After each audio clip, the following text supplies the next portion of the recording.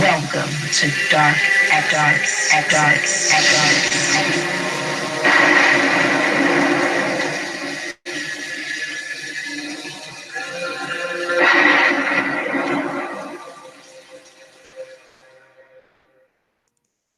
Open your mind.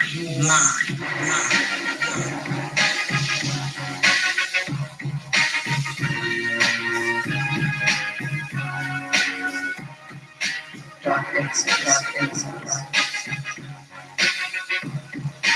X gon' give it to you, he gon' give it to you. X gon' give it to you, he gon' give it to you. They ain't never gave nothing to me.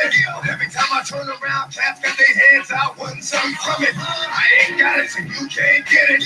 Let's leave it at that, cause I ain't with it.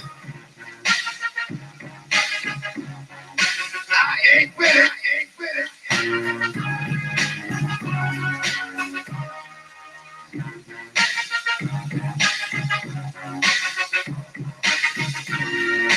Open your mind.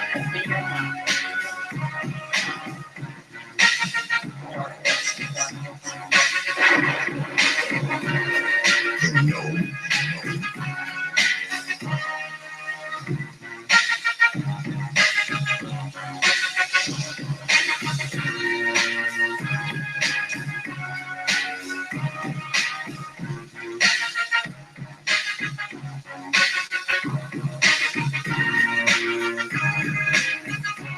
They don't know.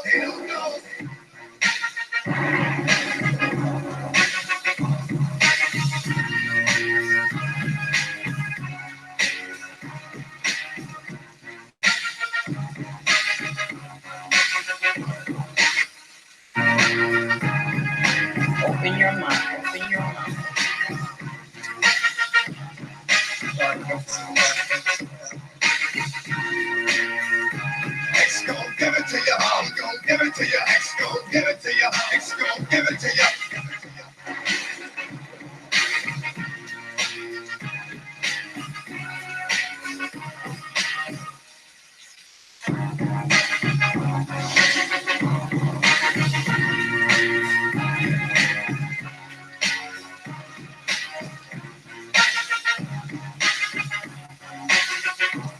I ain't with it.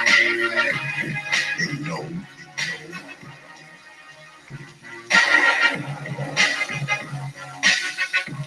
X gon' give it to you, he gon' give it to you. X gon' give it to you, X gon' give it to you.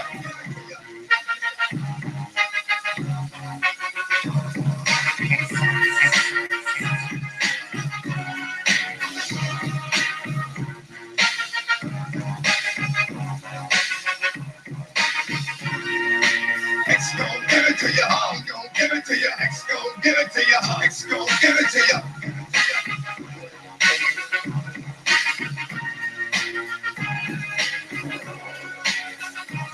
X gon' give it to you. Open your mind. Peace, folks, and welcome back to another edition of the Prophet Thought series right here on the old TPOT YouTube page.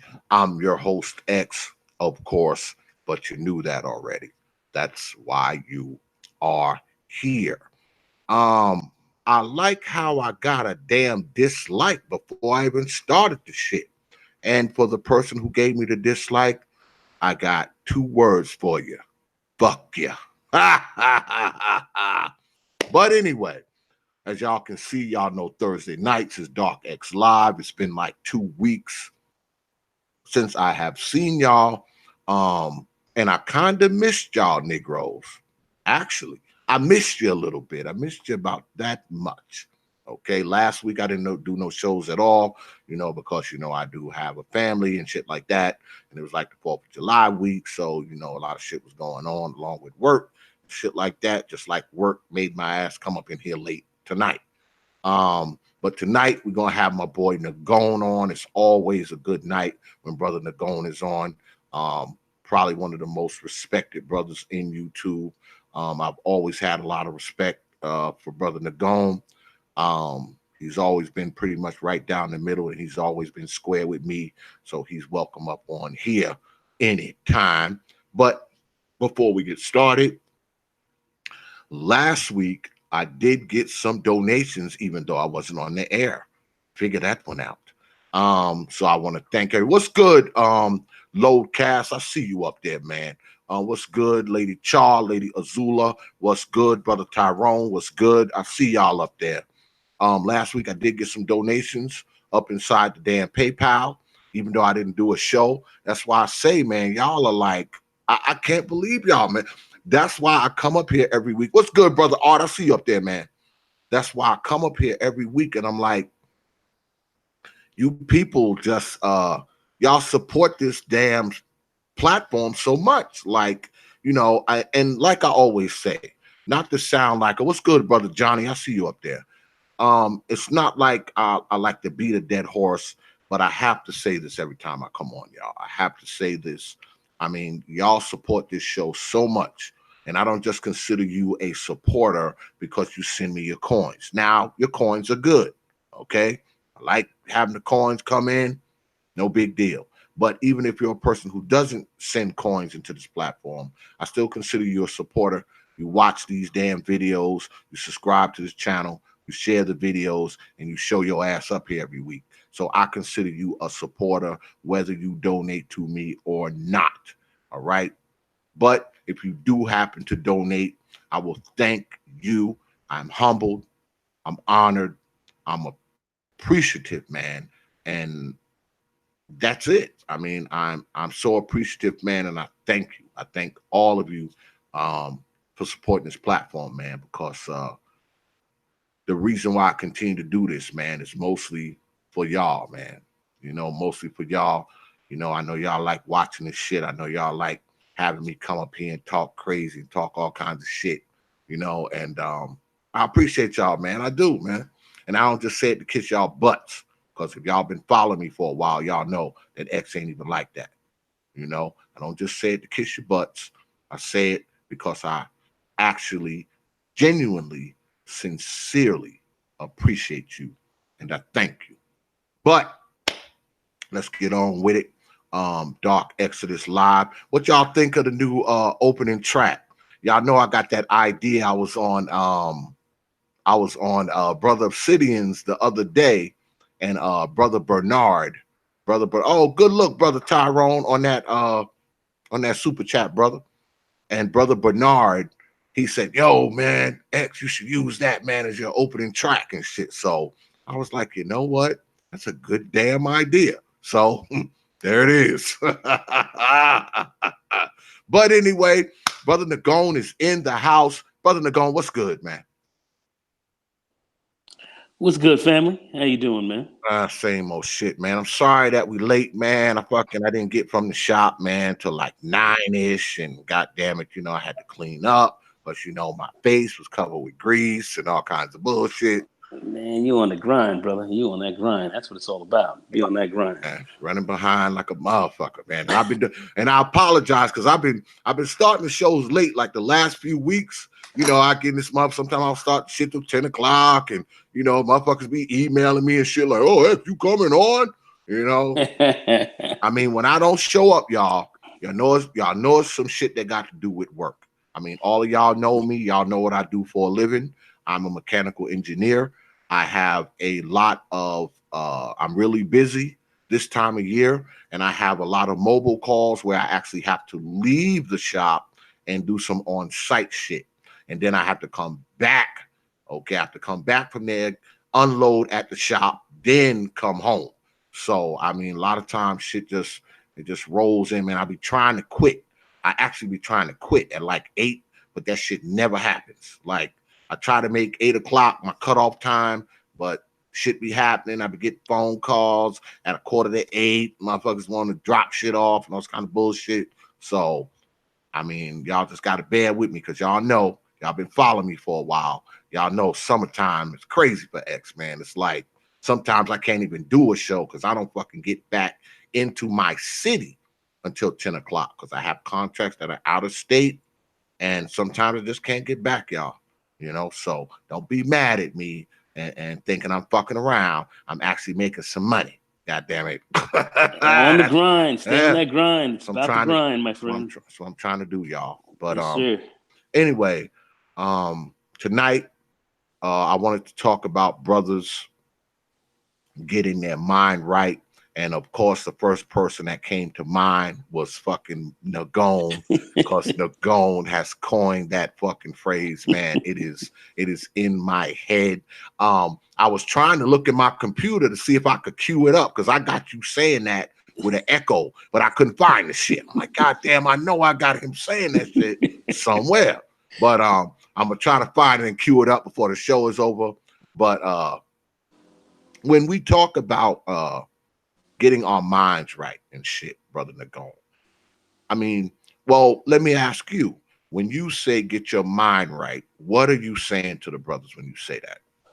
All right. First of all, I want to say this is going to be an kind of an old school manosphere type of talk here tonight. You know, I don't really get on a lot of hangouts these days. I just, you know, I've been working with the Brain Trust a little bit, and I've kind of backed away from a lot of stuff because a lot of stuff that I've seen going on, it looks a little crazy. But I'm going to talk some old school manosphere stuff, and when I say manosphere, stuff that really pertains to men, about men, and I want to really put an emphasis on that. Um, when you ask me what do I think about, you know, what do I think when I say get your mind right, I really feel as though that in order to succeed, in order to kind of move forward out here in life, in order to achieve some of your goals, you know, or all of your goals, whatever you have planned, you have to be thinking properly. You have to have your mind in a position where your mind's going to work best for you to help you to get to your objective. And that's going to mean really cutting out a lot of craziness, um, cutting out a lot of stuff that's going to hold you back. And that might mean getting rid of some kind of habits you may have, getting rid of certain kind of people that may be around you, you know, maybe even changing your environment, but really putting your mind in a position to where you can function at your best level, be your best self, to achieve what your goals are, to achieve what you want to achieve. And that may not be easy for a lot of people. Some we may need therapy at times. We may need, you know, mentors to help us. We may need different types of stimulus that might be out there. But we really want to get our mind in a position to really help us work the best and see things as clearly as possible. Getting your mind right is a serious business. You know, it's not the easiest thing to do all the time, but it's something that we really have to really work on. As men, we have a lot of issues out here in the black community, especially amongst black men. We are generally forgotten. We are perceived as, as the worst in so many respects. We don't have a lot of friends out here, really except ourselves when you really press it down. And with a lot of different things that we can say are going against us, the most powerful tool that you have is your mind. And that has to be sharp. You have to be on top of that. And when you start working, your mind's right, you start working with other people who are thinking properly and are focused and are somewhat goal oriented, and they're looking to move forward and achieve whatever their goals might be. You'll find you'll be a lot more successful out here in life, and you will not be dealing with those who are looking to bring you down.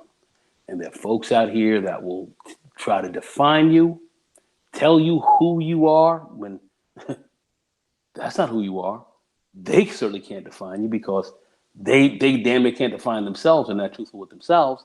But yet they're trying to define you, put you in a box, tell you you're not this, tell you you're not that. And next thing you know, you're out here trying to achieve a goal or an objective for them, not for yourself. You're on their program, you're not on yours, and you're getting screwed around and you've got all kind of problems going on.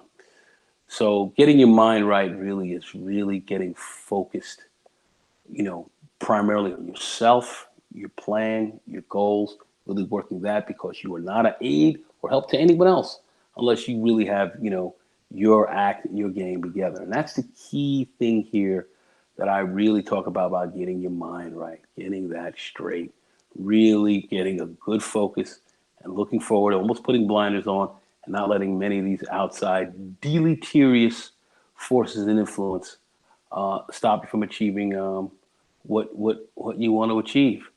And I've got some interesting stories to tell you over the last 2 or 3 months that I've encountered with people who have gotten their minds right. And I'll get into that in a minute. But you have to be focused. We need to be focused. Black men especially. We have a lot of issues: suicide, depression, a lot of things are affecting us, and no one's talking about it. Everyone's telling you ain't shit, and we're sitting here, not really talking with each other and being advocates for one another as well to really help us move forward. We have to we have to look at that. Not saying that we're victims all over the place and oh my gosh, but we really should, as men, really be looking out for what's best for us. That's health. That's your wealth. All right.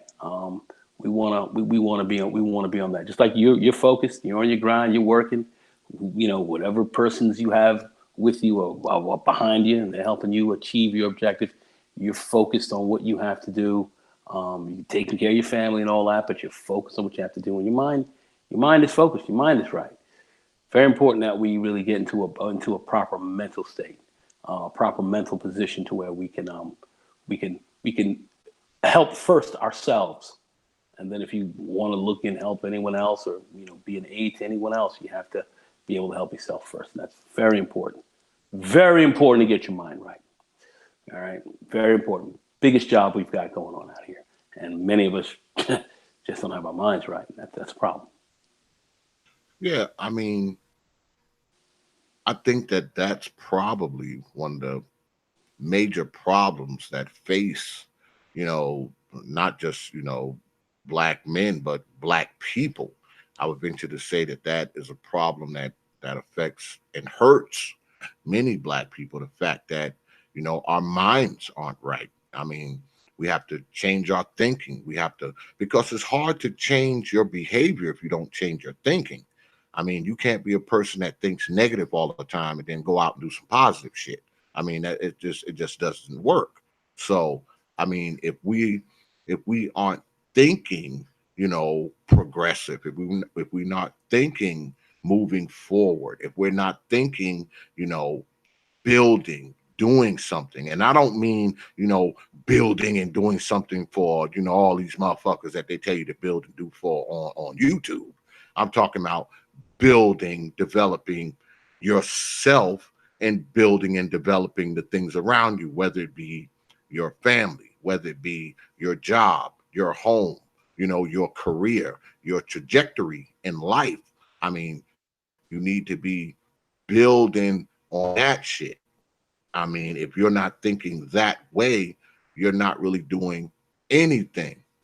That's what I think. What's good, OG J Speed? Oh shit, Super Trey's in the house.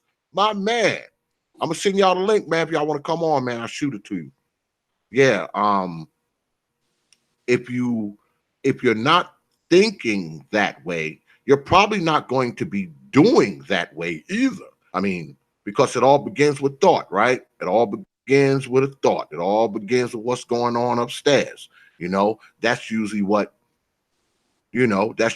catapults your behavior. You're not, like I said, you're not thinking positive things and then turn around and you're doing a bunch of negative things. That's just not the way it works, man. So if we are people who are not changing our minds, I see it to be virtually impossible to change our freaking behavior. Yeah, I mean, I would absolutely agree. That's one of the biggest issues. You have one of the biggest problems with any people is changing how people think. But it does start, one person at a time. So that's why I believe, you really have to start one person at a time, one man at a time. It's got to really start thinking, and then as that process continues on, you have more and more, and you start to see some change. So I think that's very important. Like for instance, I have these two brothers. I was at a political function a couple of weeks ago, and some people came up to me and asked me, can they help them out with their relatives who have gotten out of jail? And they got caught up in some, you know how some of these young folks get out here, man, and they just get out here in the streets, and then they start doing dumb stuff, and then next, they catch a case and they end up doing some time. Anyway, these two brothers got out. I'm not going to say what they were involved in, but they did a couple of years and they came out, and now they figure, what are we going to do? And you know, their relatives came over to me, asked me, can I help them, get a job? I said, yeah, I can. I said, I work with a company, or I have a relationship with a company that, with a guy who owns he has a CDL company. He's able to get you your CDL license, and you can really get a good job from there. You can really, build a life from there, and if you have a felony or something like that, that's not going to be held against you. Where, if you want to get a regular job and some of the other, fields out here, a felony can hurt you badly. So, they look to put felonies on you quick if you're out here. That's why doing dirt, you get felonies quick out here. It can slow you down. Anyhow, both of these guys, I had to sit down and talk to them. Had to talk to my man Al Serrano. We set him up with the whole CDL program, and they've been in there now for they've been about there now almost 5 weeks. 5 weeks.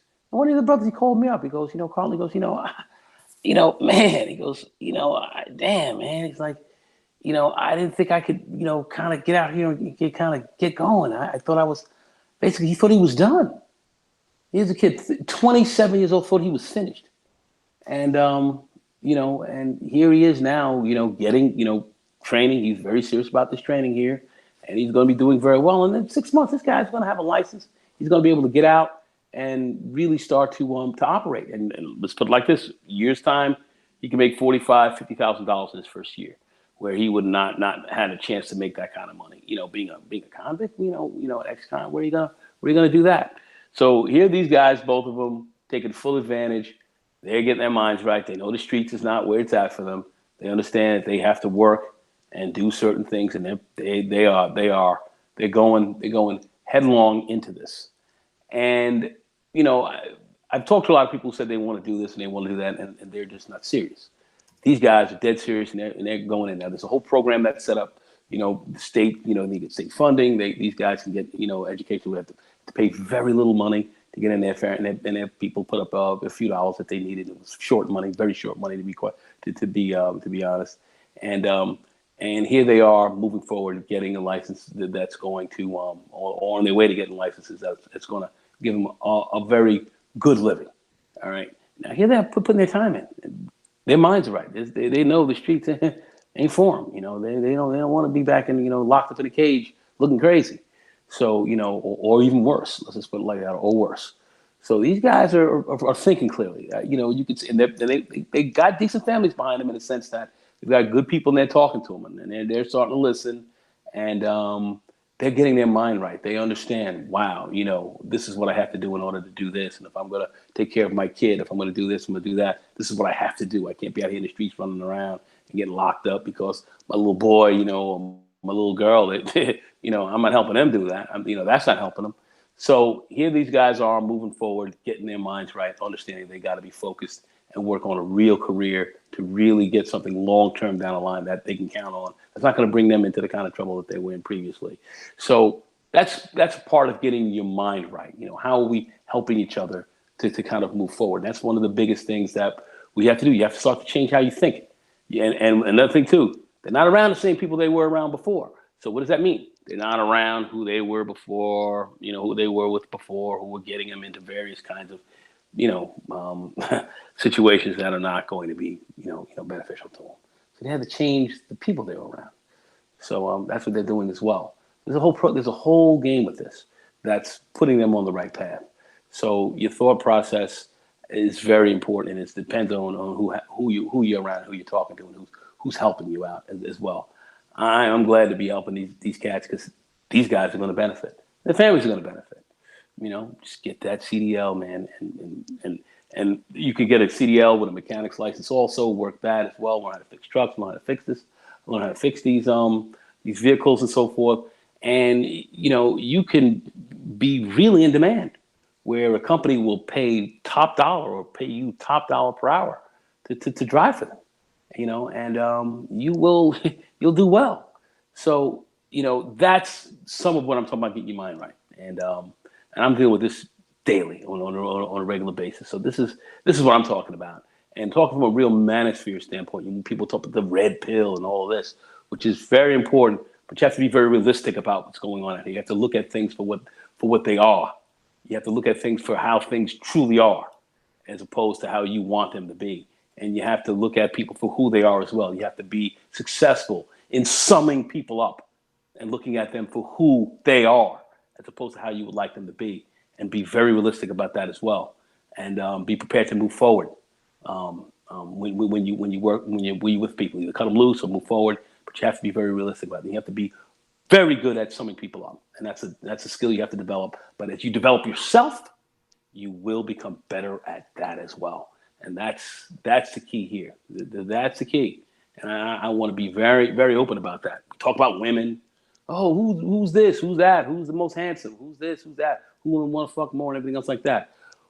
What I have seen over time, over my years, okay, since I was a, say, 12-year-old kid, 13-year-old, 14-year-old kid, at the time I was awake, and moving forward as you start to grow up as a teen and you move into your adult years and so forth. So over the last 40 to 45 years, what I've seen are people who definitely are more on top of taking care of their game and being very focused on developing themselves, tend to do a lot better. They tend not to have the type of issues they have with women and some of the other problems that they've had, because they've been focused.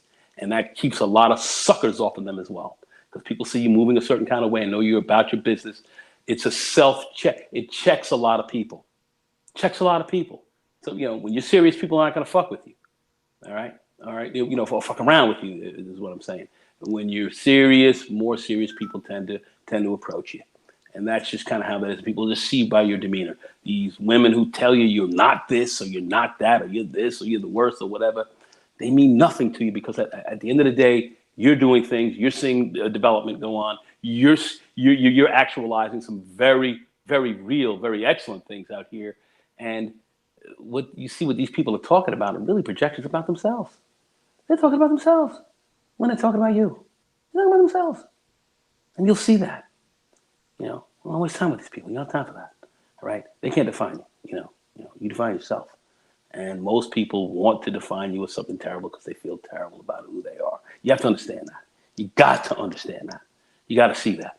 And part of getting your mind right is seeing that as well. It's not easy. Some of these people may even be close to you. Some of these people might even be family on occasion. But you have to get with that. The red pill is being very aware of what's going on and looking at things realistically. The older I get, the truer and truer and truer this is. Yeah. Do you think that, because we have all these different names that we call brothers who have, maybe they may have grew up, in the ghetto, they may have grew up in the quote unquote hood, grew up in poverty, but they lifted themselves up. They made some good decisions, and now they're out of poverty, and they're out of the hood, and they're out of the ghettos, and now they're living a life away from that. Would these brothers be considered brothers who got their mind right? And we'd have been joined by Brother Linnell Gant too, by the way. So I'm gonna swing around to him next. But Linnell, but do you what's good, Brother Linnell? What's going on? What's going on, Brother Lay? How you doing? What's up, baby? Good to see you here, man. Yeah. You know. But do you think that could those brothers be considered brothers who have gotten their minds right? Because they've gotten away from the BS and the ghetto and the hood and all that kind of nonsense, and now they're off living their life. They may be living, more so with white folks. They may be living the quote unquote white lifestyle, which I don't know what the hell that is. But, this is what we say about them. Like, you're trying to be a white person. You're trying to live like a white person. You're trying to have a white person's lifestyle, that kind of shit. Hold on a second. Hold on a second. This is a real manosphere conversation. We talking in the manosphere now. Mm-hmm. All right. What did I just say about people defining it? What did I say about that? What did I say? What did I just say about that? So, do you think that these are brothers? Can they be considered brothers that have gotten their minds right? Brothers, yeah, they got their minds right. Who's going to define them? Well, you live in the white community, you're a white man. Who's telling you that? My father used to always say, consider the source. My old man, great man. Consider the source. See, when you hear somebody talking, see who's saying this. Look who's telling you this. True. All right? So consider the source.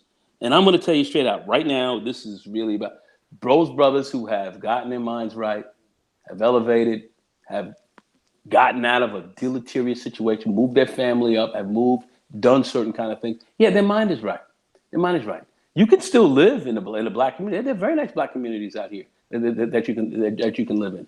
But as long as you're not out here slinging rock, getting out here, getting crazy, fighting, getting into reptilian bullshit, and getting torn out of the frame over madness.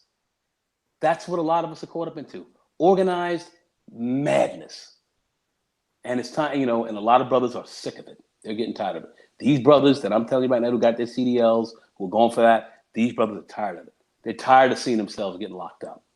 They're tired of seeing the bullshit they're around. They're tired around, these baby mamas that they've run around who are some of the biggest problems in their lives. Some of the biggest problems that they have. They're tired of that. They're tired of that. They made bad choices. They made bad choices. They decided to turn that around and make some better choices. Better choices to do better for themselves. All right? They ain't going back. They ain't going back, man. They ain't going back. All right? They ain't going back. All right? So you got to make good choices. You can't be around people who constantly try to bring you into that. You have all other kind of people trying to define you, all other kind of people trying to tell you who you and what you should be, when at the end of the day, it's up to you. You got to define yourself, and you've got to work and live to be your best self. And that's what a lot of people get intimidated by that. They don't like it when you're doing that. And you gotta look, and when those people you see around who are rolling with you like that, get away from them. They're not your friends, they're your enemies. They're gonna look to destroy you at some point in time. That's just how that is. So hopefully that answers your question. Yeah, it does. It does. I knew the answer anyway. I just wanted to hear you say it, man. Well, we done been joined by a few of the usual suspects, as I like to refer to the brothers as. We got Brother Linnell Gant in the house. The OG J Speed is in the house as well, and my man Super Triz, a brother I haven't seen in quite some time. What's good, brothers? What's good? Feel free to pull the trigger on this here topic at any moment. We talking about getting our minds right. So what would you consider? I guess I'll go to Super Triz first, being that I ain't heard from him in a minute. What would you consider a brother getting his mind right, Brother Super Triz? Well, I want to say thank you for having me, Prophet of Thought, and I want to say also respect to everyone on the panel. Nagone.11, always a pleasure. Always. Linnell, it's been a little while, but always a pleasure, Linnell. No problem. LAFLQ and J Speed. So when I think about getting your mind right, we have to understand that I don't care what is being portrayed in mass media today. There are clearly defined roles for men and women that differ from one another, and we first have to understand that that as a man you have a role within society, and your society is to mold and shape the environment around you. It's to build, it's to create, it's to innovate, right? Never mind what women are doing. We got to worry about what we're doing and what we're going to be doing. And so one of the key problems I see within our community and perhaps even other communities is a lack of forethought. We're living in the moment. A lot of the decisions we make are based on a present circumstance, and we don't consider what life will be like 10, 15, 20 years from now for us. A lot of us don't look that far in advance. And a lot of times we look at people who have that wisdom, Nagone 11, who's lived a certain life. They've already made the mistakes for us. So why are we making the same mistake that somebody else has already told us to avoid? It doesn't make any sense. And the things that we're doing now are going to get us further away from goals. And so a lot of people are not setting long-term goals. They're looking toward, I can't wait till I get off Friday because I'm gonna turn up this weekend.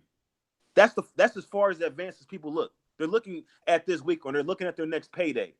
Oh, I get paid on the 15th. That's what they're looking forward to.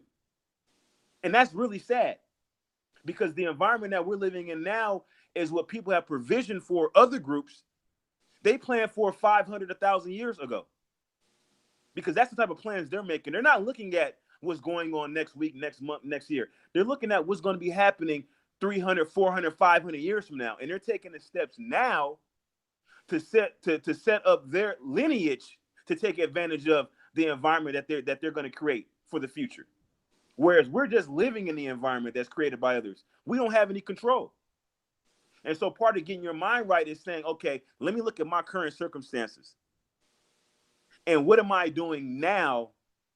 And how will that affect me 15 years, 20 years from now? Like right now, when you're young and you have the energy, you have the physical ability, you have the marketability, you should be taking advantage of it. Right now, this is my best years to work. So I'm working as many hours as I can, putting money away, because I'm planning to purchase some real estate, some investment property. This is what I'm working towards right now. Fuck all the foolery and games, and not, I could do that stuff later. Like, I don't care about going to the club. Like I'm mad that I'm off right now.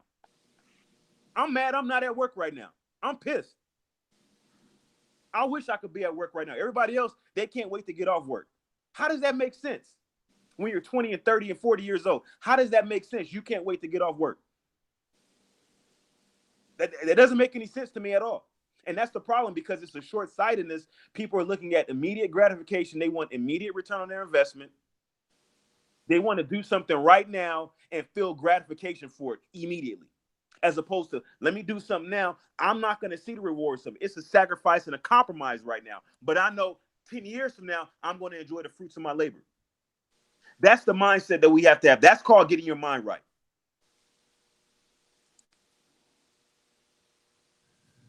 Can't argue with that. Anybody else want to chime in? We done been joined I'll, by my man Supreme King too. What's good, man? Go ahead, brother.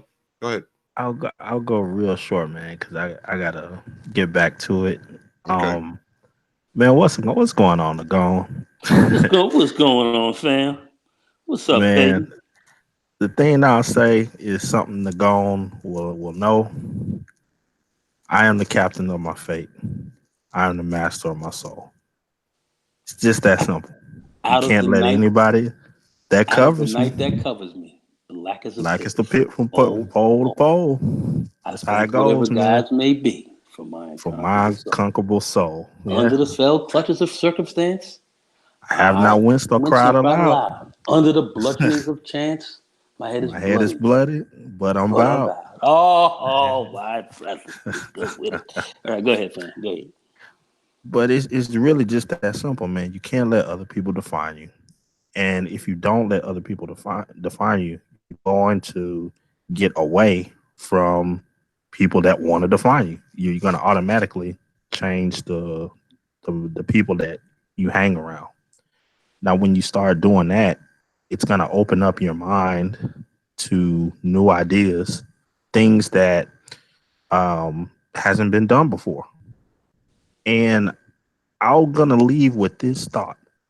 I think one of the main chains that holds a lot of black men back is the false idea of this thing of, well, I can't relate to this person, or I can't relate to this. I need to see somebody that looks like me in order to achieve this or that. That is a bunch of bull, man. It's a bunch of bull. If that was the case, you couldn't pick up a book, read from any other person from any other culture, any other land, and learn anything because they're not your skin color. They don't look like you. They don't have the same experiences as you. That's dumb. You have to be an individual that understands that whole idea of relating to someone. That's the quickest way to chain yourself down. And I'm gonna just leave it at that. Anybody else want to weigh in on that? Anyone? Bueller? Uh, Bueller? Go ahead, brother Linnell. uh, hey, you know what? I'm a millennial and I still get that reference. So um, I would say this: a couple of actionable things that we all can do to getting our lives straight. One of the best things that people want to do who are adamant about getting their life straight is reverse engineering. Excuse me. There's no shame in saying, "Hey, who I want to be like." And you see, Kevin Samuels go tell you this. Hey, you obviously you look at other people and say, "Wow, I wish I could dress like this person. I wish I could have the smooth day-to-day activity as this person, or have the conversation as this person." Things like that. You can actually see how they operate, and you can reverse engineer some way. Let's say, okay, I want to have this in the future. I want to be able to do this and do this. Okay, that's fine. But you need to acknowledge that rich people or people who are successful, they do certain things. They do certain things to make sure that they are successful in the future. They invest, they study, they read. They are expertise in a particular field that they are in. They're not a jack of all trades, because once you are a jack of all trades, you are a master of none. Now, I don't want to get too to throw a wide blanket here, but let's excuse me, let's zone in on a few things. All right, a lot of us didn't grow up with fathers, and that's fine.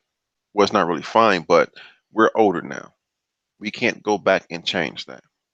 We have to move on. We can't keep dwelling on the past. We understand that a lot of us grew up without fathers. We understand that we didn't have a certain learning in that our fathers can teach us. All right, attain that knowledge, attain that learning. We have a couple of people on this panel that are older than me. I take a lot of information from a lot of people that are older than me, and I wrap it in between, and I wrap it in between my life, and I go for it in my life. I know that I need to cut out the BS. I know that I need to stop looking at things that doesn't propel me as a person. I know that, okay, I want to be successful. What does it take to be successful? I need to invest. Okay, what I need to invest in. I talk to certain people who are experts in this field, because when you're an expert in that field, in what you're talking about, and you can explain to other people what they need to do, what they need to learn, and so forth and so forth. We need, as men, as young black men, we need to understand that, hey, we are at a level in this society that is not where we want to be. What do we need to do? You know, as well as I know, there are actionable things that you can do today, to will change you immediately. Pull up your pants, wear the correct type of clothing, speak properly. I'm not saying get rid of like slang or talk like anyone else, but stop speaking like you have no sense. These are things your father would have told you. And for those who are fighting against those few simple things that I just said, then you have to acknowledge that you need some more work to be done. You need to be polished some more. You're too raw. You know that, okay, in order to be successful, one of the measuring sticks to be successful is having money. Money to take care of yourself. And stop listening to people say, oh, money isn't everything. Okay, yes, money isn't everything, but it accounts for a lot of things. You need money to take care of yourself. You need money to take care of your health should it go wrong. You need money to put a roof over your head. You need money to feed yourself. You need money to do certain things in a society that equates to you being able to take care of yourself and you being able to be successful in the future, to unlock certain doors, to excuse me, to allow you to do certain things.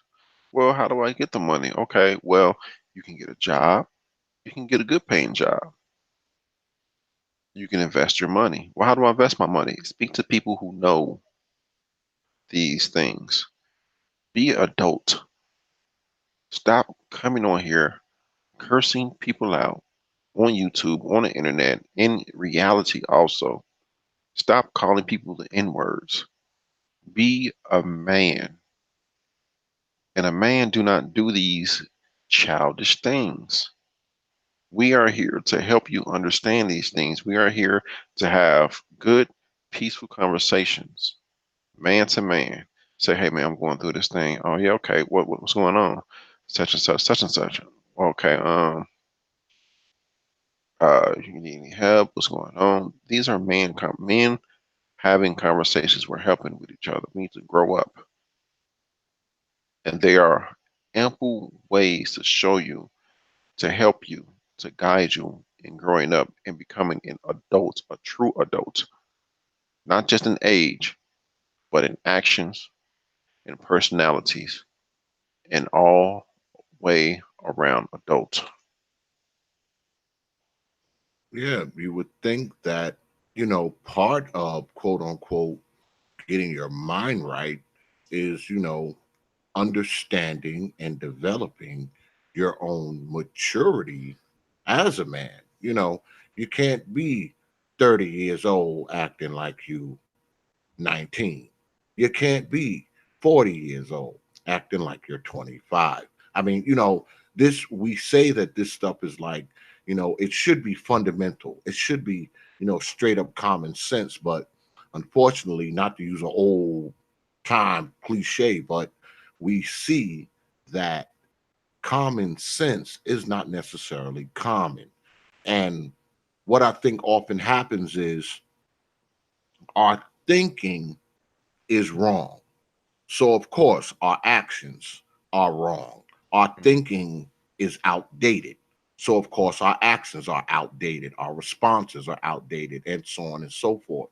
So, I mean, if you want to really mature as a man, one of the first parts of getting your mind right is understanding, maturity, and trying to project some degree of maturity.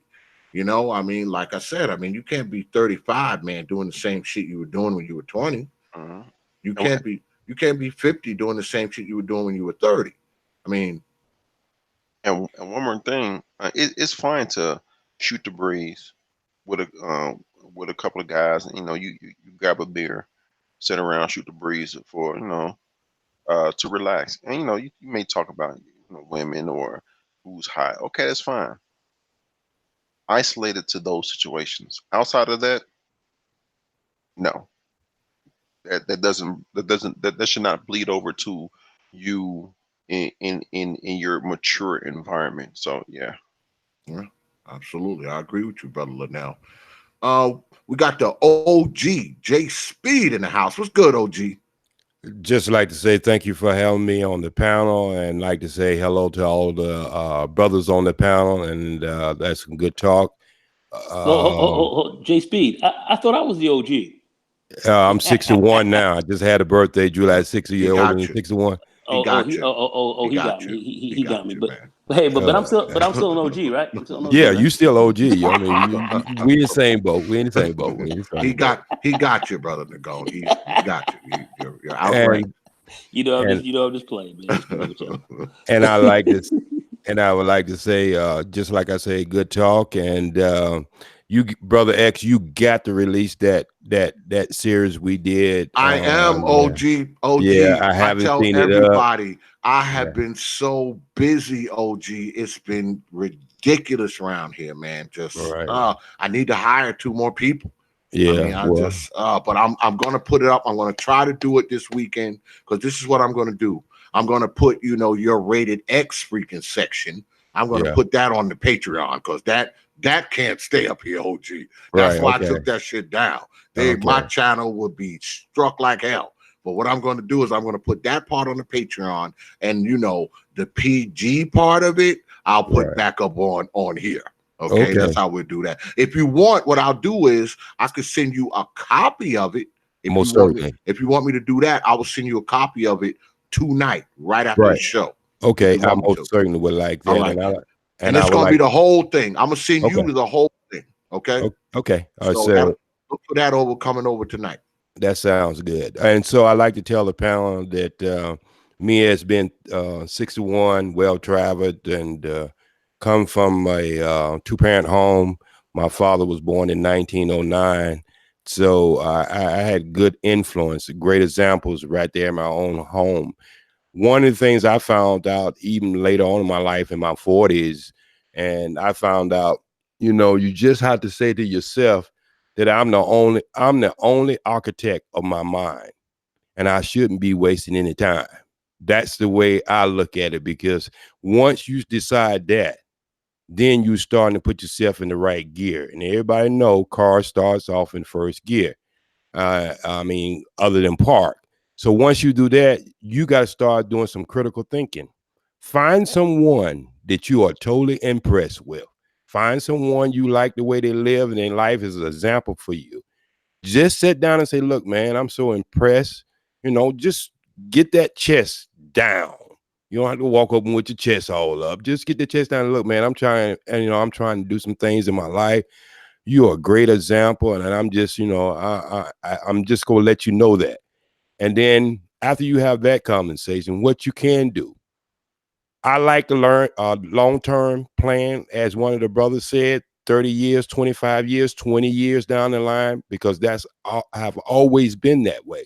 Look 30 years beyond where I'm at that point. And so once you do that, you talk to that guy, you sit down and do some critical thinking of yourself, and you sit down and you start writing. And what do you write? I'm going to tell you what you write. You get yourself some short-term goals and you write them out, what day they should be finished, what day they should be started. And now you keeping a blueprint of where you trying to go. You got a lot of people in the world would say, I would love to have $1 million. But when you ask them, well, what are you going to do to get it? They have no clue. But once you start writing down your own blueprint, exactly your short-term goals to get to your long-term goal, I guarantee you, because sometimes we sit around, we idle. We have an idea in our head, and we just keep it in our head till it just melt away, because we never written it down and how we were going to achieve it. That's one of the true things. Excellent. That is excellent. I That's talk about the 90-day planner. And every 90 days, you plan out what you're going to do every day to get to your next goal. Big thing, you are hitting that right on the head, OG. That's right on the money, right there, right there. Right right. on the money. So when I got a divorce, I'm gonna show you how it worked for me. When I got a divorce, there was nothing in Charlotte, North Carolina. I got family there, but there was nothing there for me, and I wanted to get away from that thought and that stressful situation. So what I did is sit down and put out a plan. What I was going to sell my DJ company, how I was go. I didn't have any family out here in California. What are you going to California for? I looked up and seen Robin Harris on the TV. He was doing his stand-up. First time I ever seen him do Baby Kids. I say, you know what? Everybody's been telling me, as I was a DJ back in them days, everybody told me I was real funny. My parents, my family, my friend, they always say you to keep everything going. So I would start writing down, it's time for me to move.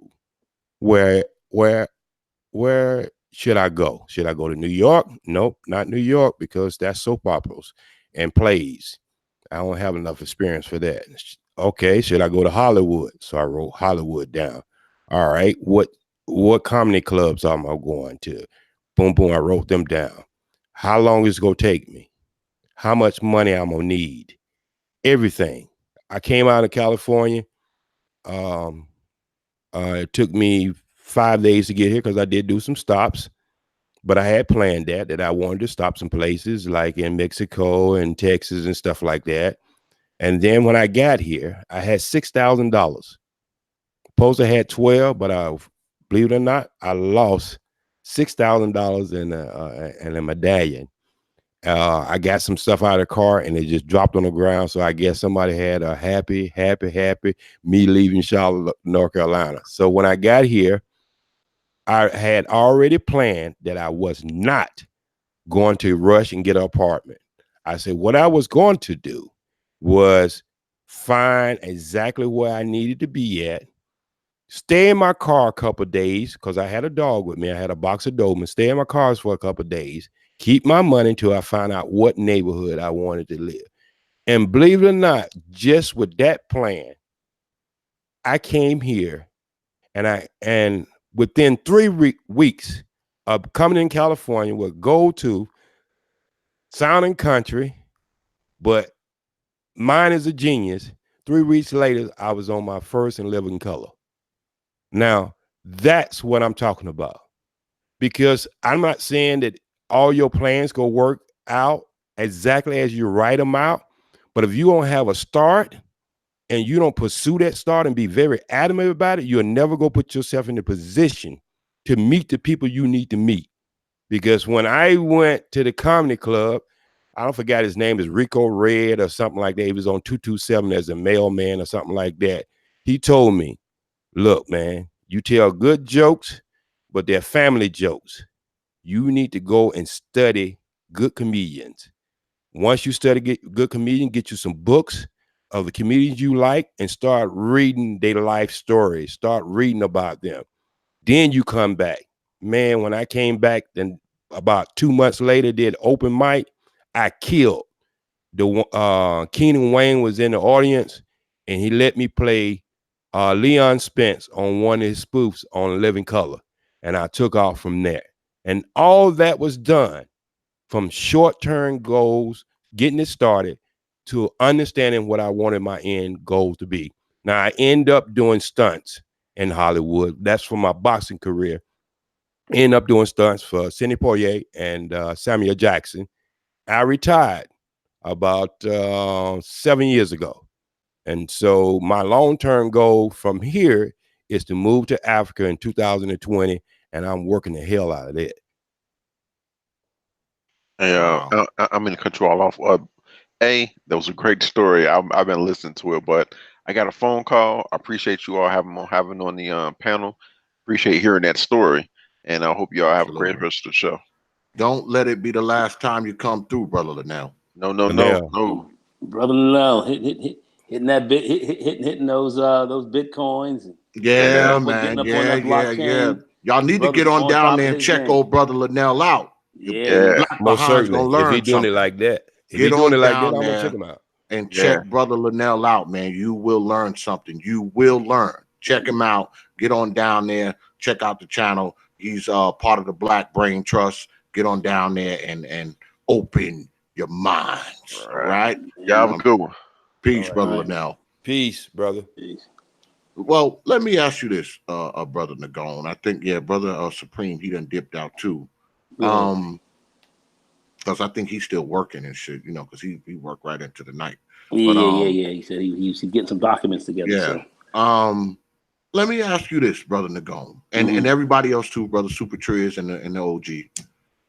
Do you think that not getting your mind right, and I know this might sound a little counterintuitive, but do you think by not getting your mind right, you have also made a plan of failure by by not getting your mind right? You are kind of planning, your destiny, and if not for the long term, at least for the short term. if well, you if you have your mind in, like, this bad place where you're not building on yourself, you're not developing yourself, you're not trying to think about the goals that the OG just laid out a little while ago. You're not thinking about 5 years from now, 10 years from now. You're just kind of doing whatever. Is that also not a plan by not having your mind right? Is that a plan or not? I don't believe it's a plan. I believe you're crippled. When your mind is not right, most people they can't get their act together. They're running around with, with ratchet folks, and they're caught out there in a bad place. They're in a dark place a lot of times. They're crippled. They're hampered. So when your mind's not right, you are fundamentally crippled. You're crippled. You're not capable of achieving any goals because you're not thinking about anything. Your mind is not focused. You're unfocused. You're all over the place. So there's not a plan. There's no plan. So you have no plan. You have nothing set to move you to the next level. And what is that next level? You have to define what that next level is for yourself. And you don't have any plan to even think about what that next level is. You have nothing. You have nothing going on. So you're crippled. You are in effect crippled. That's what it's about. And you have a lot of people out here whose minds are crippled. That's why, people don't achieve things, or they would like to do certain types of things, but they can't get them done because they're not thinking properly about things. They don't have a proper plan. Like this, like OG said, he he planned his work. He worked his plan. He had a plan. Things sometimes you got to be flexible in the plan and change on the fly if you have to change some things here or there. But at the end of the day, you got to have a plan. You got to have a plan together. You have to have a plan, and you have to have some goals. You may have a very long-term plan 10 years down the line, but what are you going to do for the next month, 2, 3, 4 months? How are you going to plan that out? What's you're going to do every day that's going to help you to achieve more long-term goals? That's planning. That's planning. You have companies that plan, themselves for the next 10, 20 years. I remember think about the Japanese. It may sound like I'm going off on a tangent, but I'm not. Japanese, they had a 250-year plan. During the Second World War, they had a 250-year plan. They had a plan for 250 years of how they were going to plan their game out, how their country was going to move over the next 250 years. I mean, you have to have plans, but you have to have it working on a daily basis, but you have to have plans. When you don't have plans and you're not putting together any type of goals or anything that you really want to meet and no way to meet them, you're crippled. You're hampered. You're just like a guy whose legs have been cut from underneath under him, and he can't move. And he's in maybe he ain't even in a wheelchair properly to help him get to the next place. He's crippled. So that's the bottom line here. Don't want anybody to mix that up or mince it. You are crippled when your mind's not right. You're crippled. I agree. And you can never stop learning and shit. Before I go to Brother Super Trish, Never stop learning. Great you can never stop learning. Because once you stop learning, you might as well go in the backyard and shoot off a damn foot. I mean, same shit. You might as well just go ahead, shoot off a hand, shoot off a foot. Because that's like you said, you have just crippled yourself. Once you get to the point where you feel like you don't need to learn anymore, just go ahead and shoot off that foot and shoot off a hand. That's the same thing. you know what day that is when you can't learn anymore. You know what day that is. Yeah, you dead. You know what that day. You know what day that is. That's the day it better be. It better be that day. You know what day that is. And not a day or a second before that. I'll say again, and I will tell you, brothers, whenever you get to the point where you feel like you cannot learn, you might as well go in your backyard, take your shotgun, first shoot off your foot, and then shoot off a hand. That is the same thing. I'm just saying. Look, go ahead, Brother Super Trish. Unmute your mic.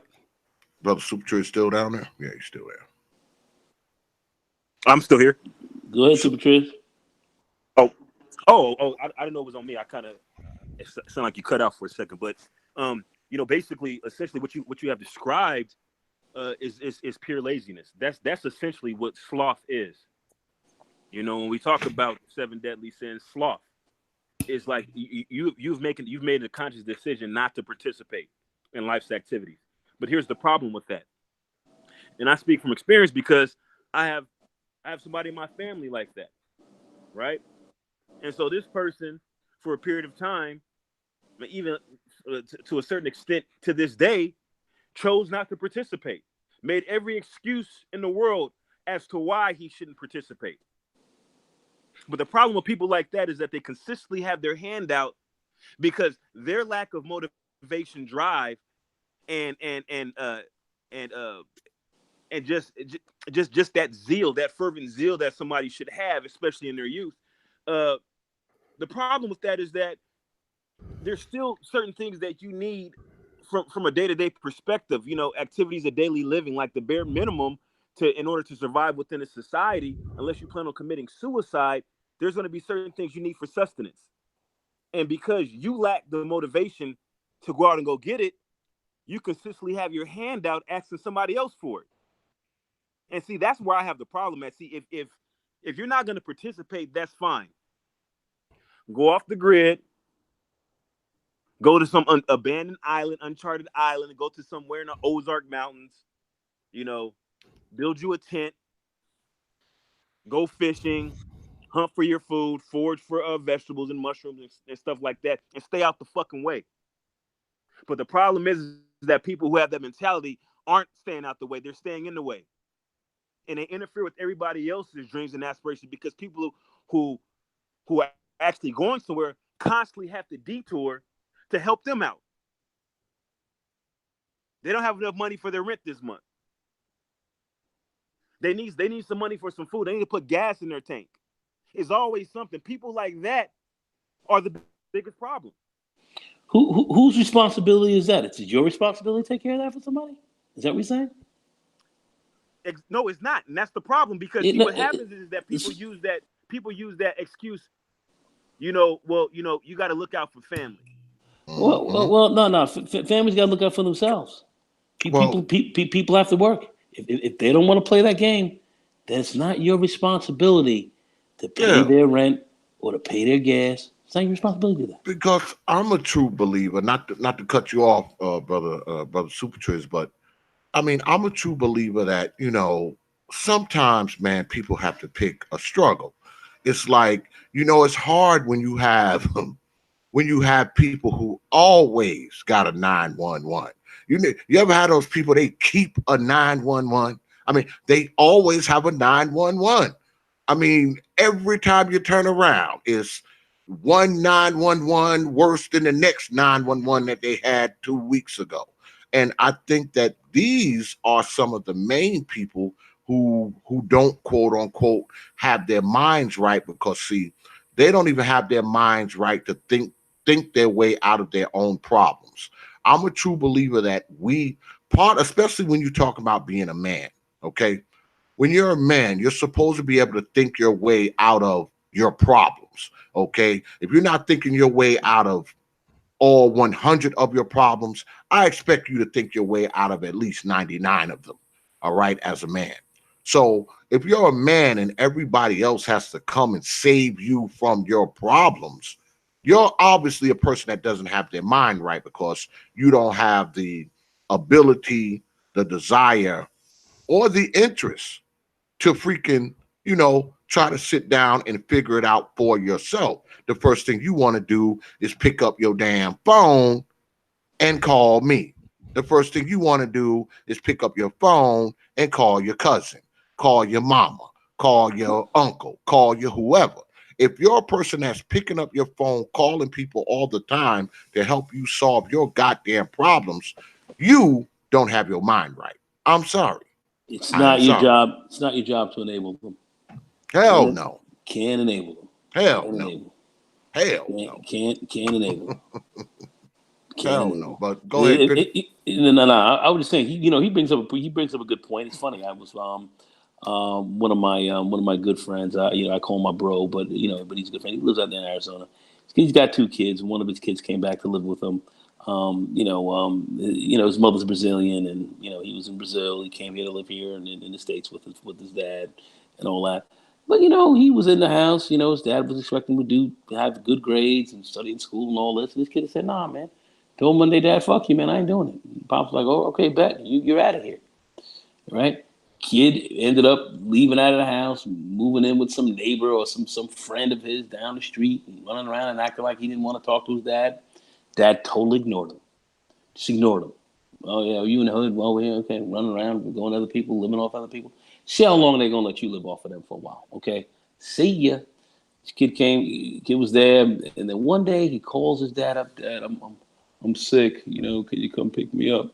He was sick up in the house about 3 days. The people he was staying with did not. I mean, I'm not laughing because it's not funny, but he had strep throat. Could have jacked him up. But here he was laying up in there. His kid, 17, 18 years old, laying up in there, sick. People just left him up in there, damn near to rot. You know, they out there doing their own thing. Didn't really care for him, you know, and, damn near not feed him because he ain't really kicking in. And he kind of called his father to come pick him up. Picked him up, brought him back. Now he's working, going to school, getting right. Let him know.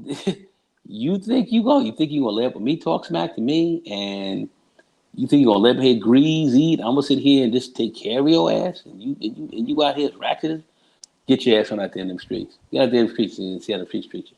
All the people who cared for him when he was sick, in the end with strep throat, damn near getting ready to croak, they ain't give a fuck about him. Now, he came back to the fam, and here he is now. He's, trying to do his level best to walk straight and narrow. That's what you got to do with folks out here, man. Sometimes you just got you got to let them you got to let them rot for a minute, and then they'll get the message that they got to get up on it. This kid is up on it. So I'm just saying that's just kind of where we're at in this. And you enable these people, you got a problem. Cut them off. You're not hurting them. You're helping them. Sorry. Yeah, So, and I just want to say to the people who might be listening to this, we all go through hardship, but that's not what the two brothers was just got through talking about. They are Nope. talking about someone who constantly go through the same thing over and over and over, and making other people have to change their narrative just to help them. But for the people who listening out there who might have been listening to my stories or any success stories, you're gonna have trials and tribulation. And I am a true believer that no fruit become right until it's the season for it to become right. And we all come into the level of consciousness at different moments and different times. Some people come in the mindset of a consciousness at a very young age. Some people do it at a very older age. But as long as you moving and you striving, even just to find yourself, that's a start. I mean, my whole thing is now is, man, I used to be so heavy on the word. That's not logical. But when I started really understanding what the word logical mean, I was like, well, logical really is the kryptonite for imagination. Because if you only thinking logical, that means you're not thinking past anything you can see and anything you see now and what's behind you. But when you start using your imagination, that means you are coming up with a concept or some idea that's not been done or done in that way. So we have to practice on using our imagination. And it's kind of hard when you go through 12 years of school because you was mostly like put into this mace thing. But always keep your mind open to use your imagination, because that's where your genius come. That's where you come in at. That is your sing and dance, because it's only one of you in the world. And this is for all the people out there, women, children, and men. You already probably don't beat out 500 million people just to be on this planet. That's a sperm cell. So you're already successful. If you beat out them many people in the world, you can see where you would be in the world. But you beat out them people before you ever took your first breath. So it's not that you don't have a capability, regardless of what your limitations in one thing, that you might be a genius in another thing. Take your strengths and build up on your weakness, but take your strength and use it. well, let's talk about the brothers who don't necessarily have their mind right. You know, they they don't have any direction. Um, they don't have maturity. Uh, they don't have any social skills. They don't have any, skills that can get them by. They're still living in grandma's attic. You know, can those brothers, the brothers who don't have their quote unquote mind right, can their mind be retrained? Can they be, and I'm not talking about, young people. Young people, of course, you're 12 years old. I don't expect you to live nowhere else except with your mama. But if you're 35, and you're still living in mom's basement, and you are unemployed, and you are don't have a car, and you are, I can go on and on and on. Can that brother at that age, can his mind be retrained to get right, so he can get himself a job, so he can get himself up out of grandma's attic, so he can get him a life at that age? Is that possible? Of Most course, certainly. of Most course. certainly. I think the big thing about that is that grandma's letting them be. They're letting them do that. They're letting him there. He's being enabled. He's there. He doesn't have to do anything. And there's nobody making any demands of him. Put his ass on heat. Make some demands of him. He's gonna have to sit there and start to think about what's he gonna do.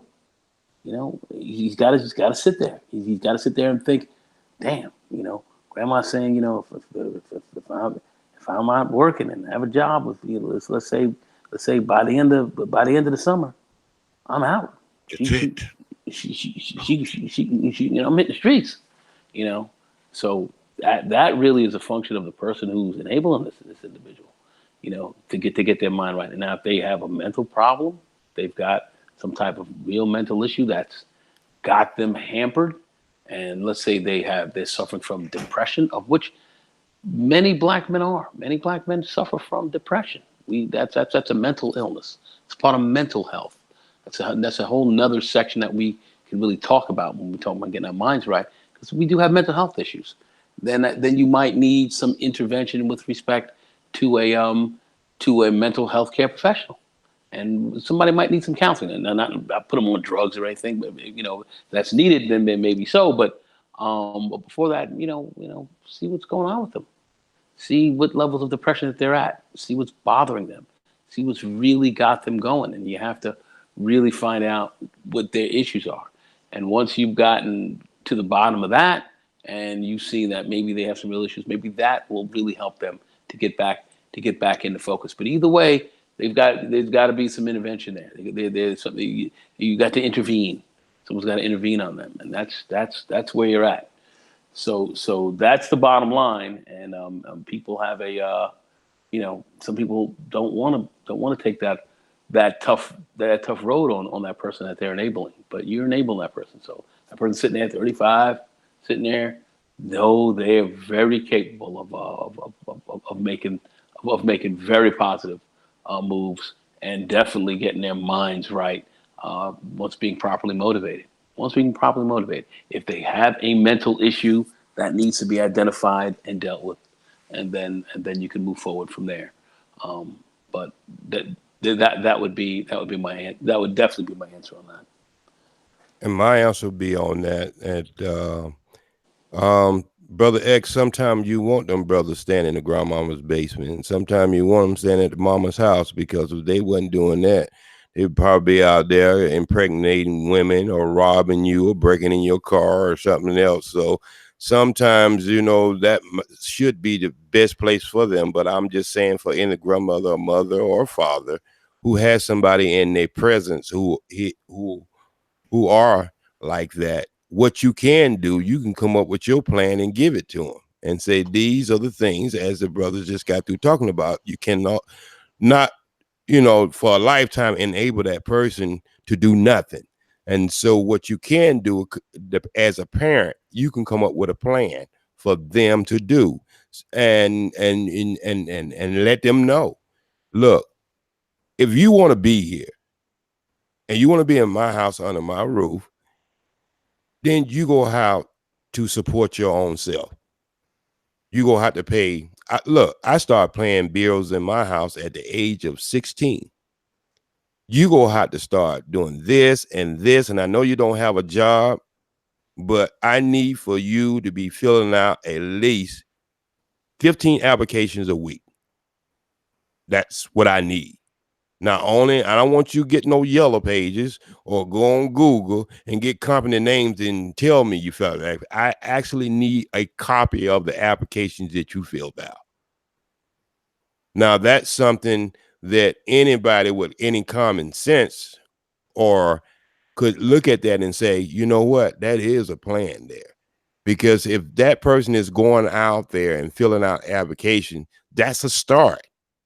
You know what I mean? And you have to be honest with yourself. If you don't really have any education, you don't have no trade or anything like that, then you gonna have to start up on the bottom of the floor.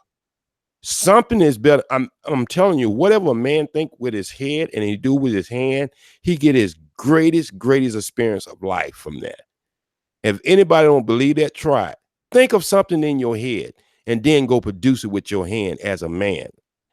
I guarantee you'll feel much better when you sitting in the house, and I don't care if you have nothing but $20 in your pocket because you don't went out there and did something to earn that $20 versus sitting in somebody's house and had to ask them for $20.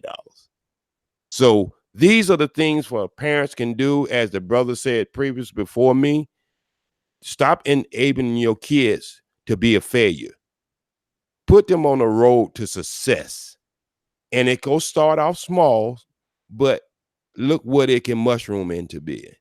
And I want to sound like I'm tiptoeing through the daisies. I'm in this picket fence, Mary Popular land or whatever. But you got to understand my history. I come from a family of 18, man. Eating in that family was almost like winning a lottery ticket. I used to get my food off the table while they was praying because if I wouldn't get a portion because I was the youngest. So I'm telling you, my life has always been a struggle in certain areas with the average person with 2 or 3 people in their family or 4 or 5 people in their family.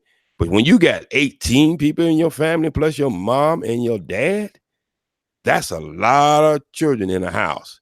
So we learned everything. And our grandmother was the caretaker of us. She made sure all of us know how to at least cook one meal at 8 years old. She made sure by the time we was 12, boys and girls could sew, could put a button on a shirt. She made sure at the age of 11, all of us know how to iron. So these are the things that I think parents are not teaching. The younger parents are not even teaching their children because they're not doing these things themselves. They take everything to the laundromat. They're eating fast foods. So you gonna have to be the greatest example of what you want to produce to come out of that house. I agree. I totally agree. I mean, and not only that, I mean, I cite these statistics all the time because I'm always watching this stuff. I mean, 80% of black children in the 4th grade aren't reading on grade level.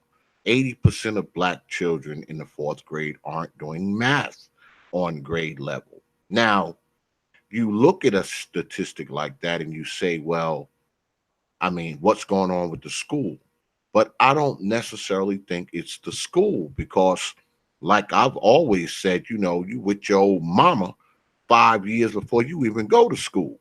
So she's not teaching you colors, numbers, how to read, how to write, how to hold a pencil, ABCs, time. I mean, and it's crazy because at 4, these kids can cuss.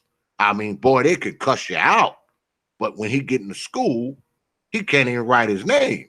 He can't even hold a pencil. He can't count. So I think part of your mind being right is, like you said, OG, the people who are rearing you when you're small, their minds have to be right. Because if you're being raised by people and their minds aren't right, there's a pretty good chance that they're not going to be doing too much to make sure that your mind is right. We've been joined by Brother Xanatos Clutch in the house. What's good, Brother Xanatos? Hey, what's good, bro? Savior? Xanatos, what's What's up, going baby? on, man? Well, Nagone. What's up, baby? How's it going, man? I've been good, man. I've been busy. I have been super busy. How are you guys doing here? J Speed, Super Stress. Fine. It's good. It's good. And Yeah. just talking a little, getting your mind right. Brothers, get your mind right. No, and I completely agree. It's all about getting the mentals right before anything else. And I can tell you from personal experience that having a strong mind is what's really going to help you in this world. And right now, I'll just use a personal example. Example being me. I know, hopefully, it doesn't come off as too narcissistic, but I remember growing up in schools, particularly predominantly black schools, where, yeah, we didn't have as much equipment as the white schools or whatever, but we did have enough. And yes, I was raised in a predominantly black neighborhood in a predominantly black school district, and which, quite frankly, I'm not gonna lie, it was ran by a bunch of mediocre Negroes who hated on your boy for having more potential than their ass. And I got a lot of hate from that, but that's a whole nother story. But with the mental part and getting your mind right, from my observations, this is the reason why I don't think that the issue we have here isn't a educational, academic, or funding problem as it is alongside of having no dads in the home or having mediocre dads who basically let mom wear the pants. I think it's more of a peer pressure problem. I think it's more of a problem where a lot of individuals, particularly a lot of black kids, are scared shitless of being the outcast. And I think that's where a lot of this problem lies. I went to school like everybody else in a lower middle income black neighborhood. I'm not going to say where. You all, if you've listened to me, you can probably guess. But we had the material to have adequate lives and an adequate education. Problem is, the kids, for the most part, were too scared shitless to use it or to admit that they knew it or they knew how to function with some sort of IQ above 100, mainly because the masses of people we went to school with, and some of whom were the teachers, shamed your ass if you had any sort of competency. It could go as little as, oh, where are you from? You don't sound like you're from around here, to as far as just trying to pick on you, trying to bully you. And in my case, I emphasize try because there'll always be that one time of the year where I had to put down the fight, stand up for myself and, go slug it out 1v1 against the newest Dozier of the day or Dozier of the year. Shout out to Boogie, or as we call him where I'm from, Bama. And yeah, they'd back off. Yeah, granted, a lot of it resulted in me not having a lot of friends. I mean, they'd call my ass crazy because I stood up for myself and got in a fight. But the individuals who called me crazy, at the very least, I can say that I wasn't a pussy. That was one thing I was never called in school. And that's more than what I see from a lot of individuals within this community, and particularly where I grew up. A lot of conformists were too afraid to step out of their boundaries for fear of social ostracization, for fear of not being invited to parties, for fear of not getting chicks, for fear of not getting invited to that barbecue because, hell, even the relatives pulled that shit off. And that's the honest truth when it comes to what I see in Black America. A lot of just a lot of pussies, man. Just a lot of guys who have no balls, man. They don't stand up to it. They don't stand for anything. I mean, except if it's acceptable in the eyes of the community. But other than that, yeah, that's beyond the mental scope.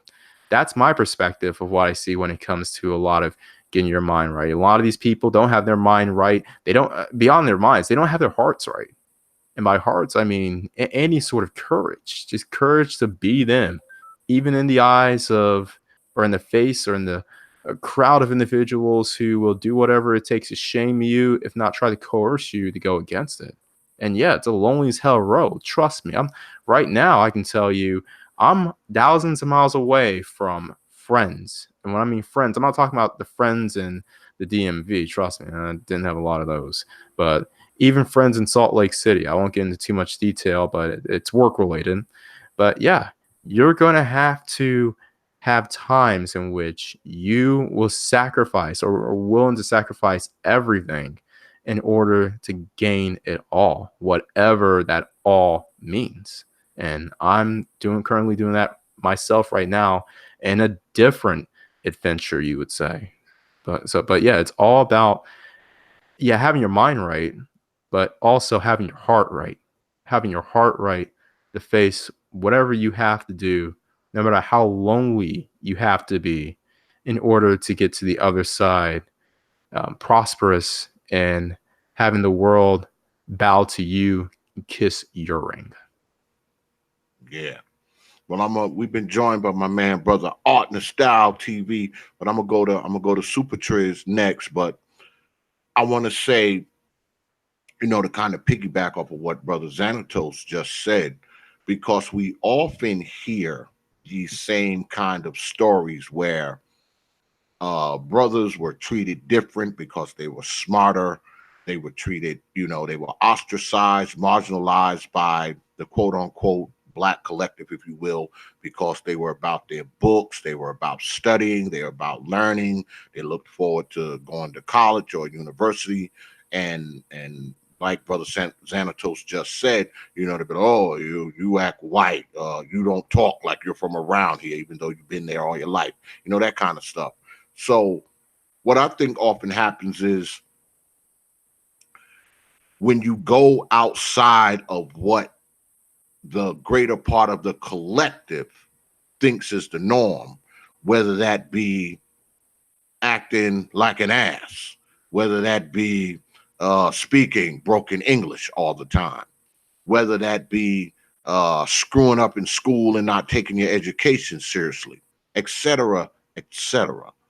Whether it be that or the other litany of things that I could run down tonight, if the collective sees that as quote unquote Black, cool, hip, down, whatever you want to call it, and you're outside of that because you quote unquote got your mind right, you know what you want to do, okay, you're focused.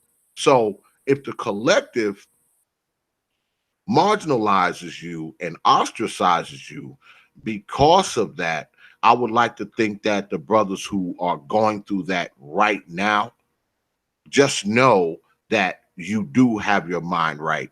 If you're about your books, if you're about your education, if you have career goals, life goals, you have a plan, don't listen to these fools who are cutting school every other day.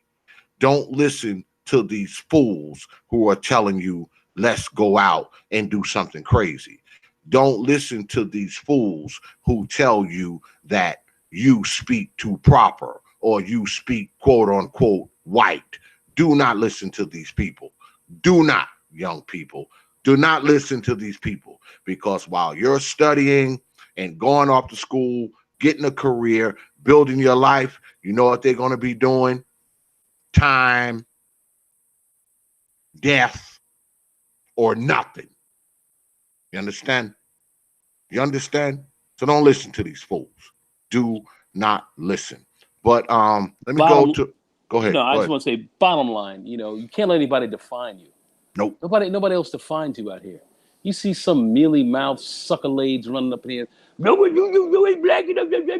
What? Yeah, that's You BS. defining me, man? Really? Definitely don't let nobody define your blackness. You're Definitely defining not. who I am? I don't think so. Yeah, And don't let nobody define you. that's how you have to move it, and roll with people who think like you do. You goddamn right. And sometimes you may be by yourself because you may be surrounded by people who none of them think like you. And I'm not just talking about your associates and your friends. I'm talking about the people that you related to, the people that you share DNA with. Some of them, man, they don't have their mind right. See, we as Black people, like I always say, dysfunction is always close to us. It's only about 3 people between us. okay, to dysfunction.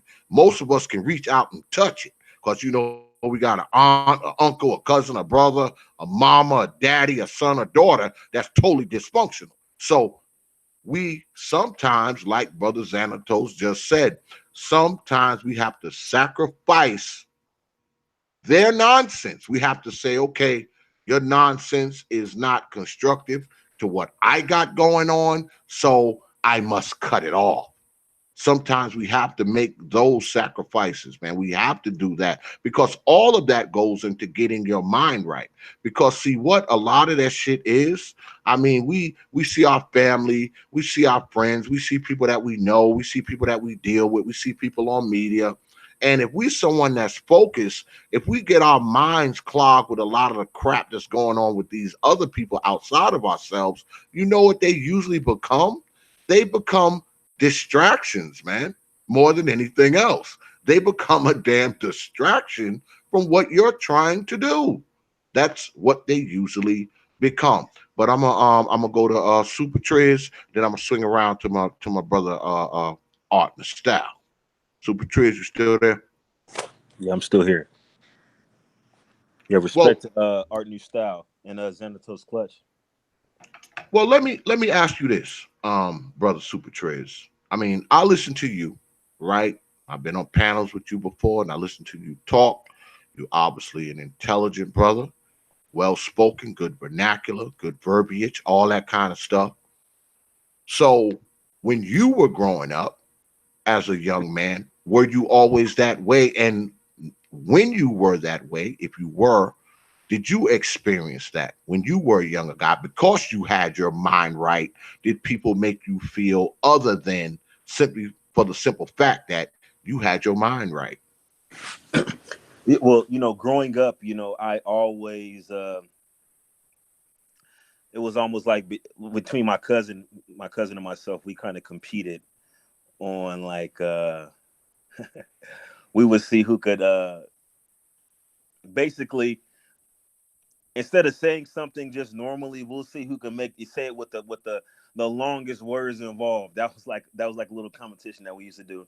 We used to enjoy that type of stuff, uh and so for me, just growing up, I was kind of I always thought outside of the box. Um, like even like clothes and shoes, like yeah, I had the Jordans and the Air Max, all that stuff. But then I would be the one who was, let me wear a silk shirt to school one day, or let me buy a brand that nobody ever heard of, like I was the one that was willing to take those risks. I was the one, like in my neighborhood or my area, I was the first person who was bold enough to have a Asian girlfriend. Like nobody did that. Like I grew up in Southern California, and believe it or not, Southern California is kind of segregated and prejudiced. And I think it stems from prison culture, and it kind of spills out into the streets. But like people kind of like you go to lunch in a Southern California school, people are divided by race. Like there's tables for like the Hispanics. You got areas for the whites where they eat lunch. You got areas for like the blacks and the Samoans. Then you know, you got the areas for the Asians. It's like all separated. And so just certain things just people didn't do it, and I just always stepped outside of the box. But I owned it, and people would try to say stuff, try to make fun of me, and I just roll with the punches. I just come right back, like because I was never scared. So for me, like when people would try to make fun of me, I just make fun of them back. And so people just respected me for the fact that like I didn't get offended, and I didn't I wasn't the type that'd take my basketball, and I'm going home because I didn't get picked on the team. That was never me. So in my particular circumstance, there was never an issue of ostracization. There was never any problem with social dynamics. I never felt like my childhood was compromised by people uh, who didn't like the way I conducted myself. Um, but at the end of the day, I really didn't have a choice because I had a father in the home. So it was just certain things that I couldn't do. Like I couldn't just come around my parents with my pants around my ankles. You know, I couldn't come around my parents talking crazy, cussing and talking street vernacular and and slang. I couldn't do it. So for me, I had that reinforcement at home, and just I just surrounded myself with people who respected me for being me. And sometimes that's kind of hard to do. Like I grew up in an area where it was kind of diverse, and I lived in the suburbs growing up. But like certain areas, like in the inner cities, there's not really a lot of people that that may have that perspective where you're really trying to go somewhere in life. Because again, that boils down to that short-sightedness and pure laziness. People don't have the drive because it's easy to do something that you find enjoyable. But like stuff like going to school, sitting in the classroom, that's not really enjoyable. At least not immediately. There's enjoyment later on when you actually accomplish something. There's enjoyment later on when, because of your hard work, you're actually marketable in a work environment, or perhaps because of the knowledge you've gained, you're able to be a better entrepreneur. But that's something that comes along down the line. But that's not something that you realize immediately. So, I think that it's really important to have that foundation, because even if you kind of stray, uh, because you've been had certain things ingrained in you as a youth, at some point in time, those things that were ingrained in you will actually resonate. You actually see examples in your life where you can apply some of the things that you were taught when you were young. It starts to make sense. You put it together. But if you never had that foundation, it's really difficult. Like when you guys talked about the person in the basement who's at 35 years old, for some people they can't be helped. I think there's a lot of people that can get help, but some people can't be helped because they're so far gone and they never had that actual foundation. So when you say something, it's something they've never heard before. See, things that people say now, I've heard it all before from my father. Now, I might not have got it when I was younger, but now that I'm older, it's not a foreign language. When people say, save your money. People say, you know, stay out of trouble. People say, if you need a gun, why are you going there? If you feel like you need a firearm, stay out of areas like that. This is the type of stuff that I was taught when I was younger, but it didn't really resonate till older. Now I hear it over and over again. It's like, okay, yeah, that makes sense now, but I've heard it before. So I think that there's a big role to play as far as the parents and like the familial structure, and kind of reinforcing and kind of embedding certain things into somebody's mind as they're growing up, so that way, even if they don't adhere to those principles, at some point it'll start to make sense.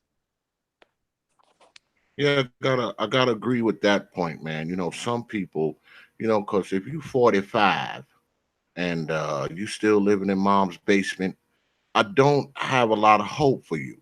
Now, I think that, it may be possible that you might get your mind right at some point, but if you 40 and you still you still living down in mom's cellar, I don't have a lot of hope for you. I just don't. I mean, I don't know what to say. Your mind is not right. You 45 and you still yelling up from the damn basement, Mom, we out of cereal. You failed. Yeah, you failed. So I don't have a lot of hope for those kind of brothers. But I want to go to a brother who has his mind right. He's got one of those artistic minds.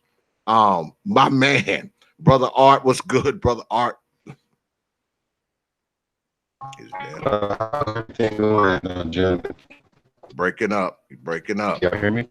Breaking up a little bit. Breaking up. Yeah, I tried to hurry and get this story. Can you hear me now? Yeah, it's still a little robotic, but we can make it Uh-oh. out. We can make it out. Okay. Well, I'll fill out until it's clear. Over here, hope multitasking. But I can concur with Super Trish on our upbringings. I had the same happening. especially in high school. I mean, the school that I went to, it was like the UN, you know. So thank you, sir. So that was the thing. Like his schedule is like mine. Mondays, I'm around, you know, the Filipinos. Tuesday, I'm around the Latinos. Wednesday, I'm around the surfers.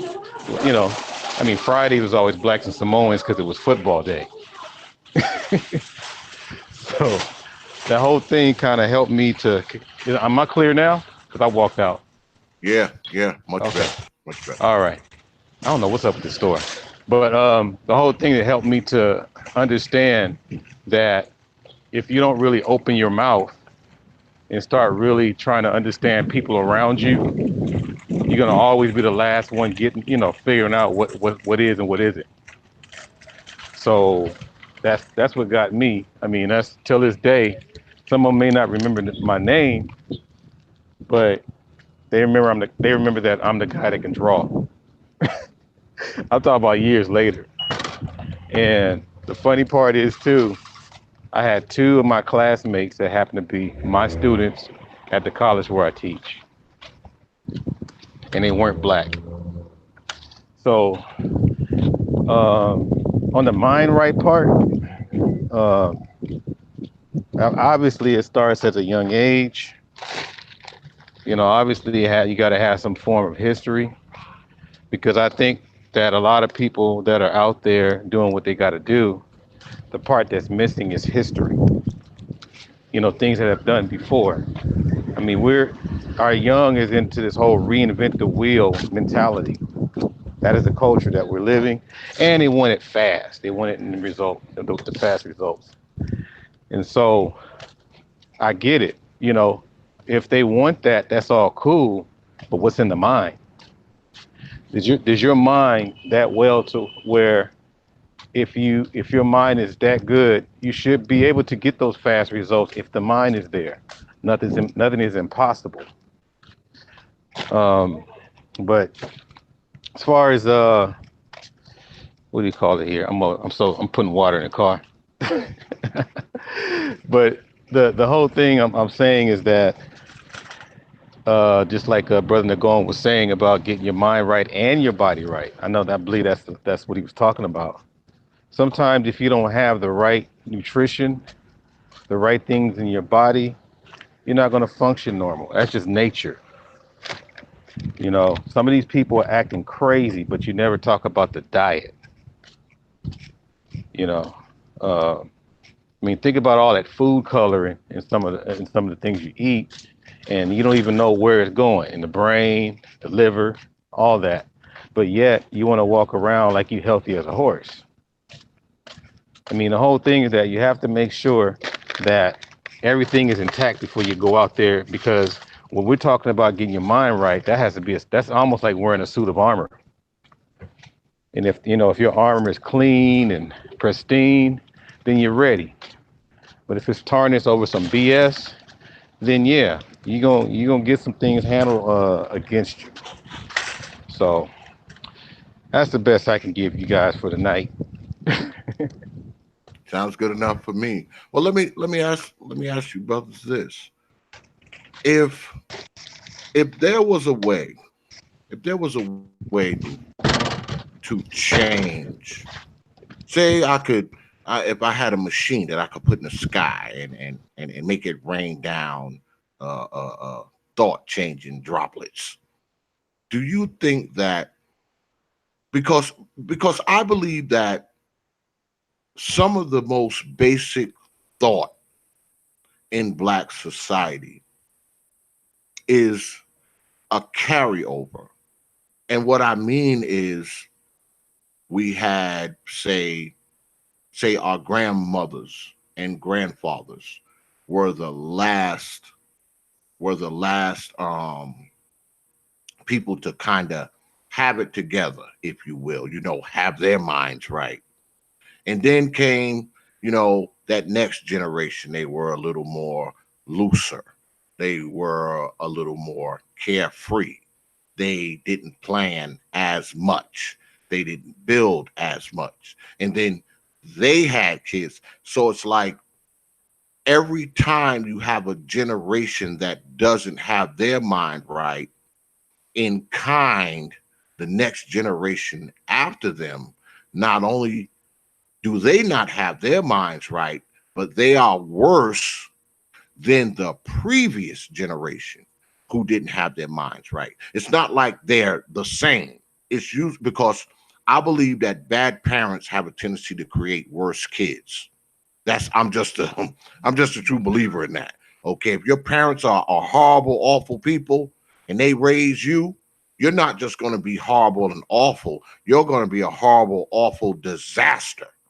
So, do you brothers believe that this so-called having your mind right or the lack thereof, do you believe that that is a carryover from generations? Have we gotten dumber as a people over the past, say, 50, 60, 70 years? Have we gotten dumber? Oh yes. I know it shouldn't be laughing, but wow. That's all I can say is wow. Um, we talk about this sometimes. Like back, I'm a Gen Xer, and the stuff that we were supposed to have known at 18, we probably got it at 23, 24. Let's fast forward. We're looking at people that's supposed to get things at 18. They get it at what, 31, 32.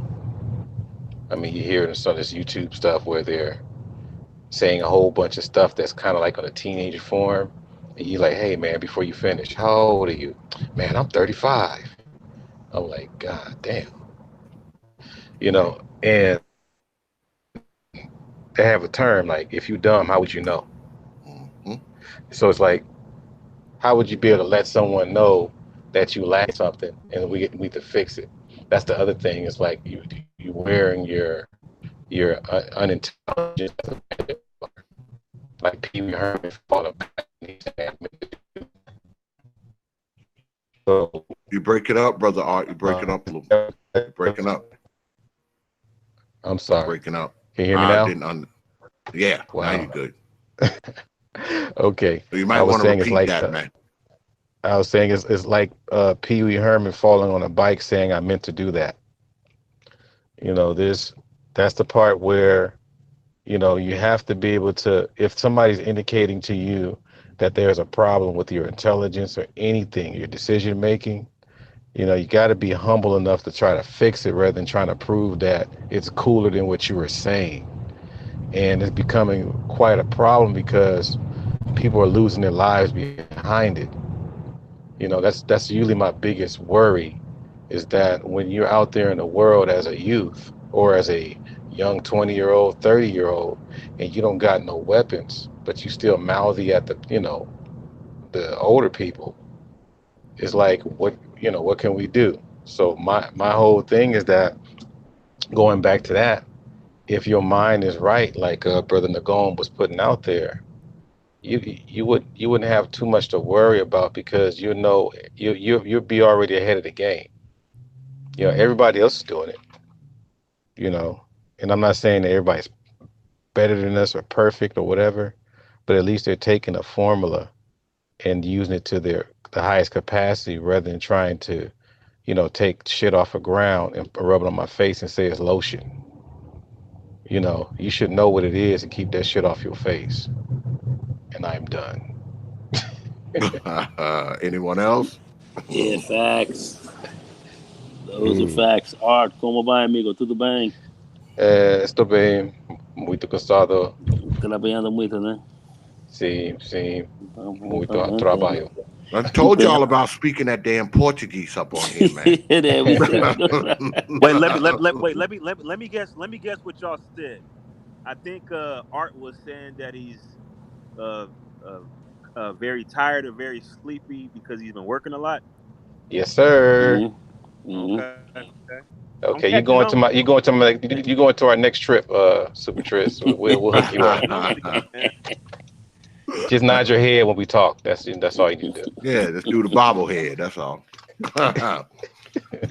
So, does anybody else think that? Does anybody think that we've gotten dumber as No, a people? Most certainly, I do. I mean, Um, just the technology itself. They just think about it. I remember when I remember before there was a car in every black person home that we used to walk to the store when it was like 4 or 5 blocks. Now you got people live 1 block away from the store and they jump in the car, but they complain about how high gas is.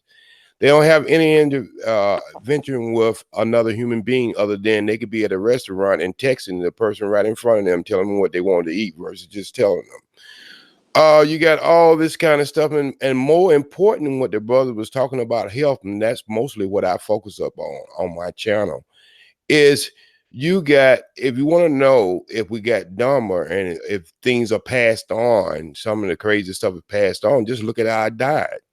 I mean, you don't have high blood pressure and sugar just because you got it from your grandmother. It's the food y'all was eating. That's why when you follow, a fat kid home, you might follow and see a fat parent at home too. So yes, I mean, all this stuff is passed down. I mean, the things that I used to eat when I was coming up, I wouldn't even think about putting it in my mouth anymore. Matter of fact, I raised my daughter. She didn't eat her first piece of meat. When other than fish, she didn't eat her first piece of meat until she went back to her mother at 12 years old. And so I see her different in her body. She was nice and slim and everything. I mean, she's not fat, but I can see where she could lose some weight. So yeah, it's all about what's at the home. I mean, that's where and getting back to education again, your first education comes from your parents.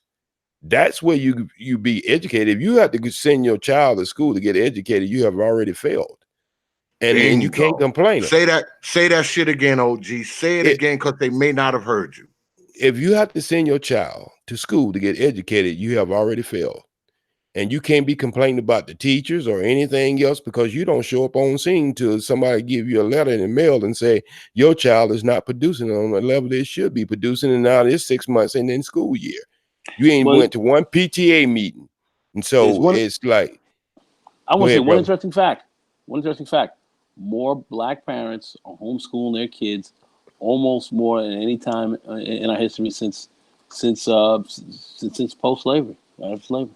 Well, Most More black certainly. parents And are I it's doing it. did my about child that way. goddamn time. Don't you Yes. think? It's Yeah, about so time so so that so so black black people people are are doing it. doing this, man. No, what I'm saying is um education just don't start with curriculum, how to read, grammar, math, and all that. No, because all that works good when you understand how to fill out an application. All that works good when you know how to divide and when you know how much money you got for the 40 hours a week you work for the job. That's fine. But the reality is of life, there's no bird, no animal, no insect, nothing on this planet goes to any institution. They pass it on from animal to animal, from small animal to large animal. They learn how to fly. They don't go to flying school like we go to take up how to fly a plane. What I'm trying to say is there are things common into growing into the rites of passage, to understanding manhood and understanding womanhood. And so a lot of females don't even take their daughters to gynecologists. I have talked to some young ladies who have never been to a gynecologist, don't even know what a gynecologist is.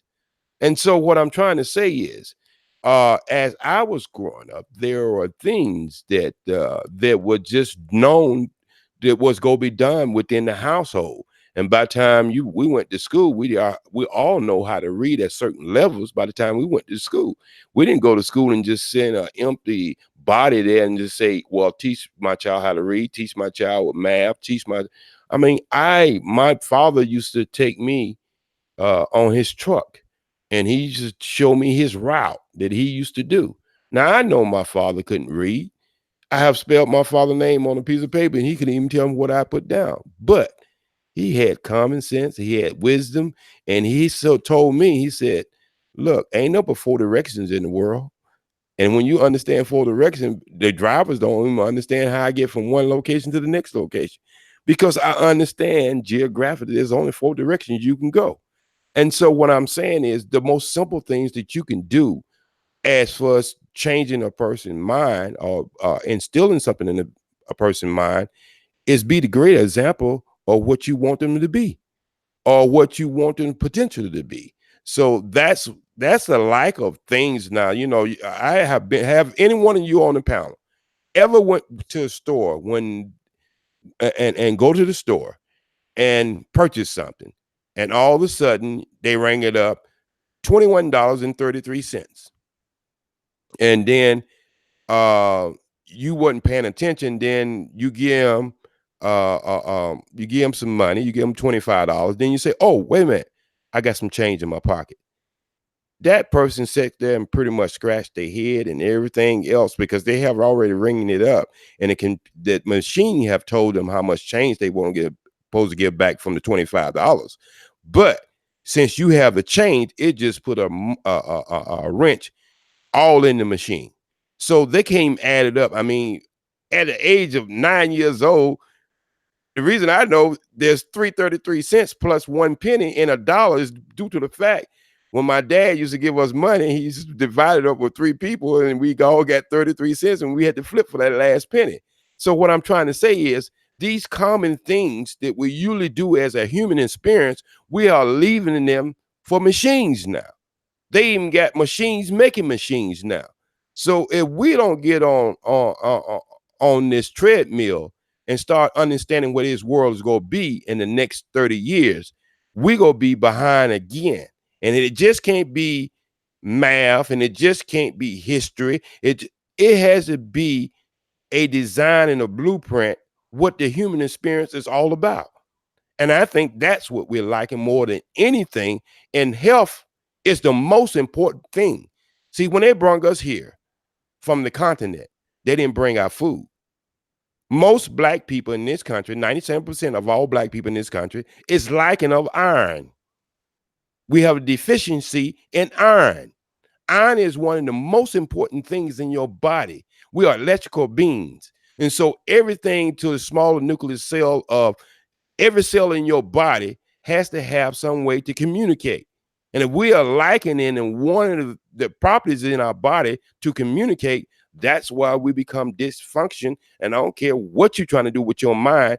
Just like the brother said, if your nutrition is not right and you're not eating right, then you're going to be off balance. If you think that's a lie, I tell you what, you take Coca-Cola and put it in your plant and see how long it lives. That's what we drink, and we don't drink water. Got it. Got it. Anybody else? Anybody else think that we're getting dumber as a people? Have we been dumbed down by technology and the internet and media and smart TVs and smartphones and all this kind of nonsense? Have we been dumbed down by all this stuff? I think the technology has allowed us to become selfish, and so we think only of ourselves, only of our own personal and immediate gratification. We don't think about the long term and long standing effects on those around us. We don't think about the long term and long standing effects of those to come. And we do a lot of things that are not sustainable. Like, you do something now, but can you do it in 10 years? If you keep doing the same thing, like what he's talking about, Coca-Cola, right? You drink Coca-Cola for 20 years. Now when you're sick in the hospital, all of a sudden you want to change your diet. You want to talk to the nutritionist. You want to join this program in a support group. It's too late. The stuff that you was doing wasn't sustainable. But because you were only thinking about yourself, only thinking about your personal gratification, now everybody got to help you out. They got to support you. They got to take care of you because you got a stroke and you paralyzed on one side. Now they got to wipe your butt for you. Like, people don't really think about a lot of the stuff they do just because they want to be selfish. They only want to think about themselves. Now everybody else, your so-called loved ones, if you love them so much, why would you put them in a position where they got to sidetrack their life to support you? Exactly. It's just pure selfishness. That's all it is. It's pure selfishness. Like, yeah, we got technology and stuff like that. But, I mean, at least understand how the technology works. Like, people won't even take the time to do that. They just rely 100% on the technology. The technology fails, they ass out. People don't know how to read. They got audiobooks now. I mean, and that's fine. I like audiobooks. I may listen to one here and there, but I still know how to read. So how can you teach your children, like, nowadays in school, like the threshold is raised, and it's going to be raised in the future, right? Now they'll go ahead and pass you, and Art New Style could probably attest to this. They'll go ahead and pass you to the next grade because it's a financial incentive in that, right? They want you to come to school because your attendance means that they get a certain allotment per however many kids attend the school on a daily basis. That's the reason why they have truancy officers. They want you in school so that way they get that budget allocation every year, right? But they'll go ahead and pass you whether you deserve to pass or not. So if you're stupid, that's your problem. They're gonna pass you to the next grade, and eventually you're gonna be out of school. And you're gonna be out there in the world with whatever knowledge or lack thereof that you have at that point. Yep. And Especially if you come from a home where your parent does not care that you're stupid. Because see, people and brother Art, he's a professor, so he probably can talk to this better than I can. But I would be a person to venture to say that, if you go to school, whether it be elementary school, junior high, high school, whatever it is, I think that teachers know, they notice that your parent isn't interested in you. Your parent isn't interested in your education. Your parent never shows up at the parent teacher meetings. Your parent never comes to the school to talk to the guidance counselor or the teacher or the principal. I think teachers and professors kind of notice this stuff. So I think that kind of forces them to kind of pull back, because why should they put so much energy into you when they can obviously see that your parent don't give a damn? So in kind, you don't give a damn, because see, you've been taught that school ain't important. It's not that important to know how to read, write, count, and it's reflected in how you are in school. So does that does that make these educators, like, kind of, do they kind of back off of these kids? And I guess I'll ask you that, Art, being that you're the professor. First, my son's teachers, they're tired of seeing me. Because even when he's doing good, I'm like, okay, what else he needs to do? Um, and we email each other, and I show my face. But when it comes to maybe in the inner cities, we do have a lot of parents that's hoping that the teacher can be the babysitter. That's the one that like one example would be some things I trip off of. You got more parents getting mad at the school because a child is not eligible to go to the prom versus graduation. We have stuff like that still. Or the other part is too, when we do have these parent teacher nights or back to school, like me personally, I'm probably lucky to see 5 parents out of 2,000 in the school. Wow. And the thing that I trip off of is, I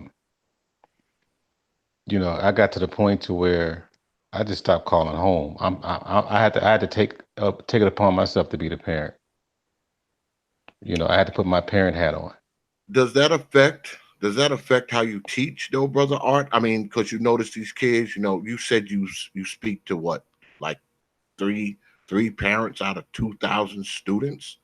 Does that make you be a different kind of professor? Does it make you teach differently when you teach these children who obviously their parents don't give a damn, that they ain't learning shit, or they stupid as hell? Their parents ain't coming in to talk to you, or talk to the counselor, or the principal, or nobody.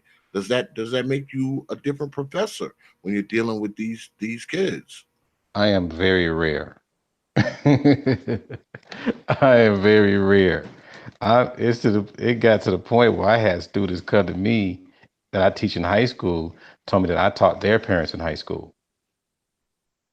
So they say that they have Mr. Such and such, and go to the parent. The parent definitely reinforced and said, you better listen to him because he drove me in the right direction. So you better listen to him.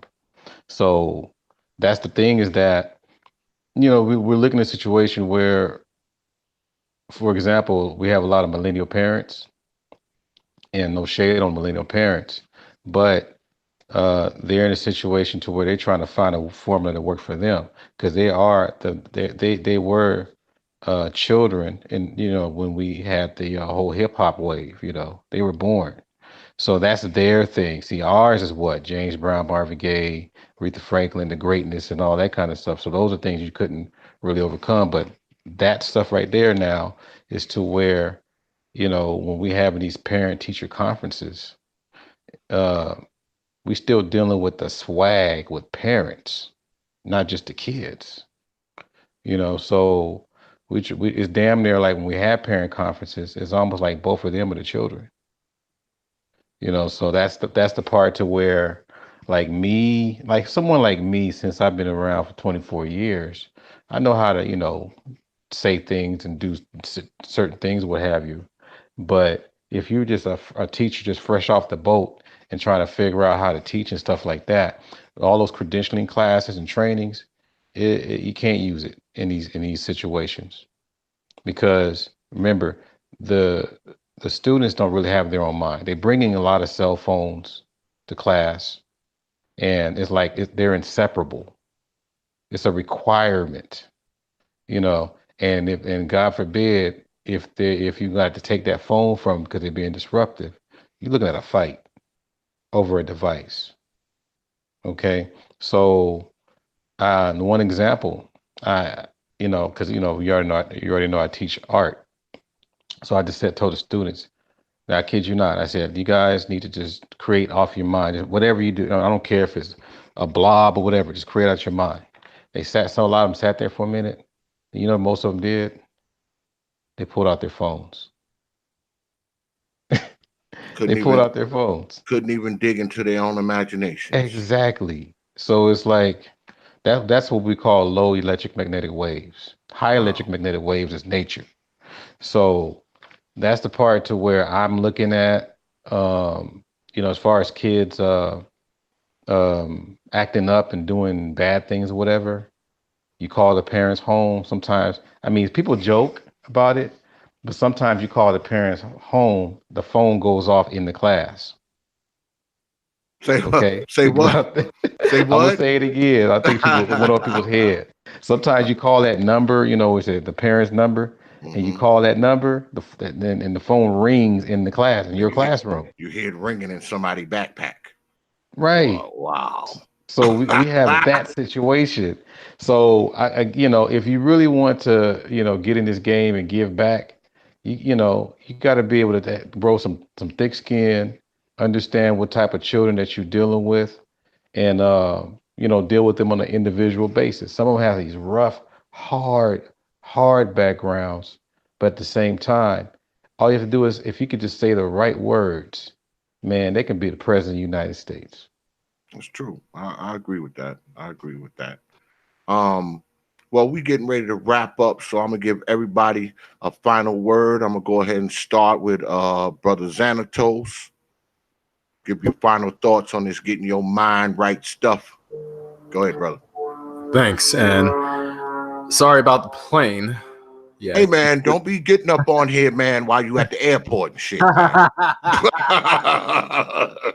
Hey, look, hey, look, I'm a thinking black man. We can't stay in one place, man. Nah, well, yeah, but look, as far as getting your mind right, that is something that we definitely need to emphasize within Black America, particularly Black men, because I hate to use this slogan. I know some people use it as a way to victimize themselves, but nobody's really watching out for our mental health.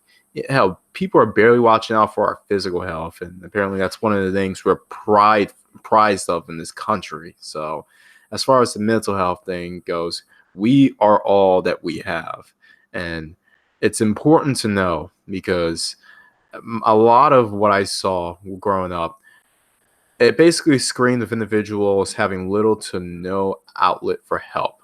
And the first thing they turned to were their peers, and a lot of their peers themselves were misguided. So, what we need to show is that it is okay to reach out if you feel as if your environment isn't conductive for growth and creativity and just getting your mind right in general, which is the reason why we need channels like yours. We need voices like Nagone and other individuals on here in order to speak out against the common objective and the common propaganda, which is just dysfunction.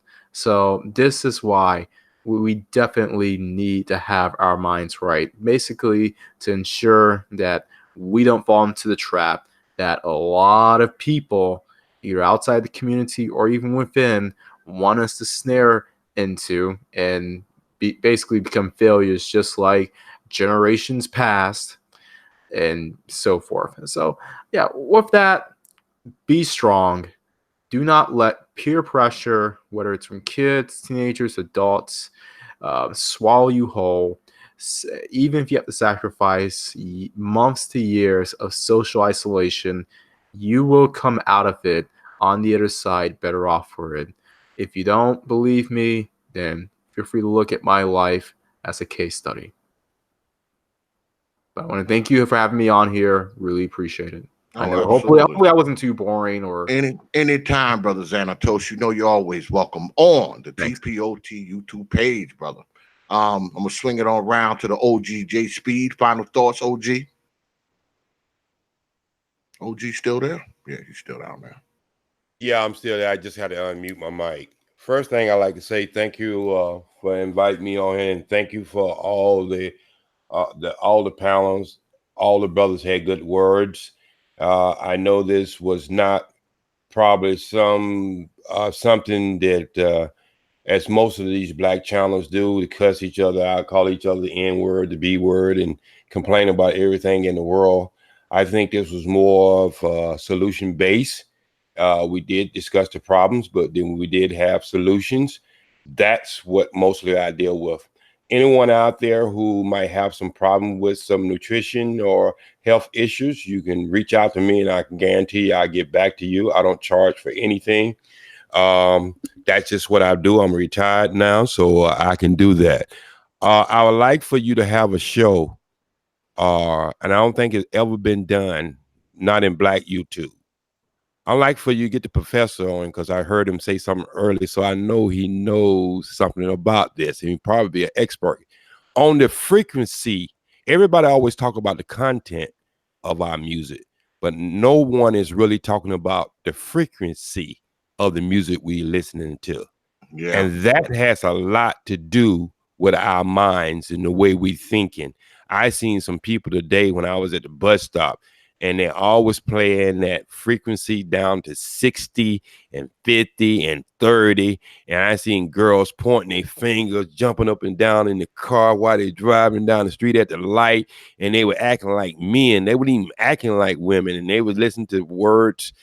I'm not even particular with the words because I think blues was some of the most nasty records was ever made. So I'm not even into the word. I'm talking about the frequency. You need to have a show on the frequency of the music that we're listening to.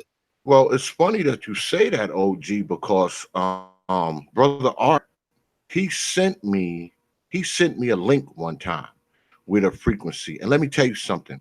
The frequency of it, I played it, I couldn't hear it, but I could feel it in my damn ears. So brother Art is really into that frequency stuff. So you trust me, he's all over that kind of stuff. So maybe we'll do something like that next week.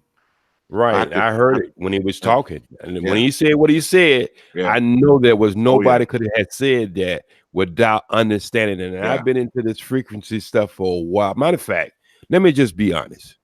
All right.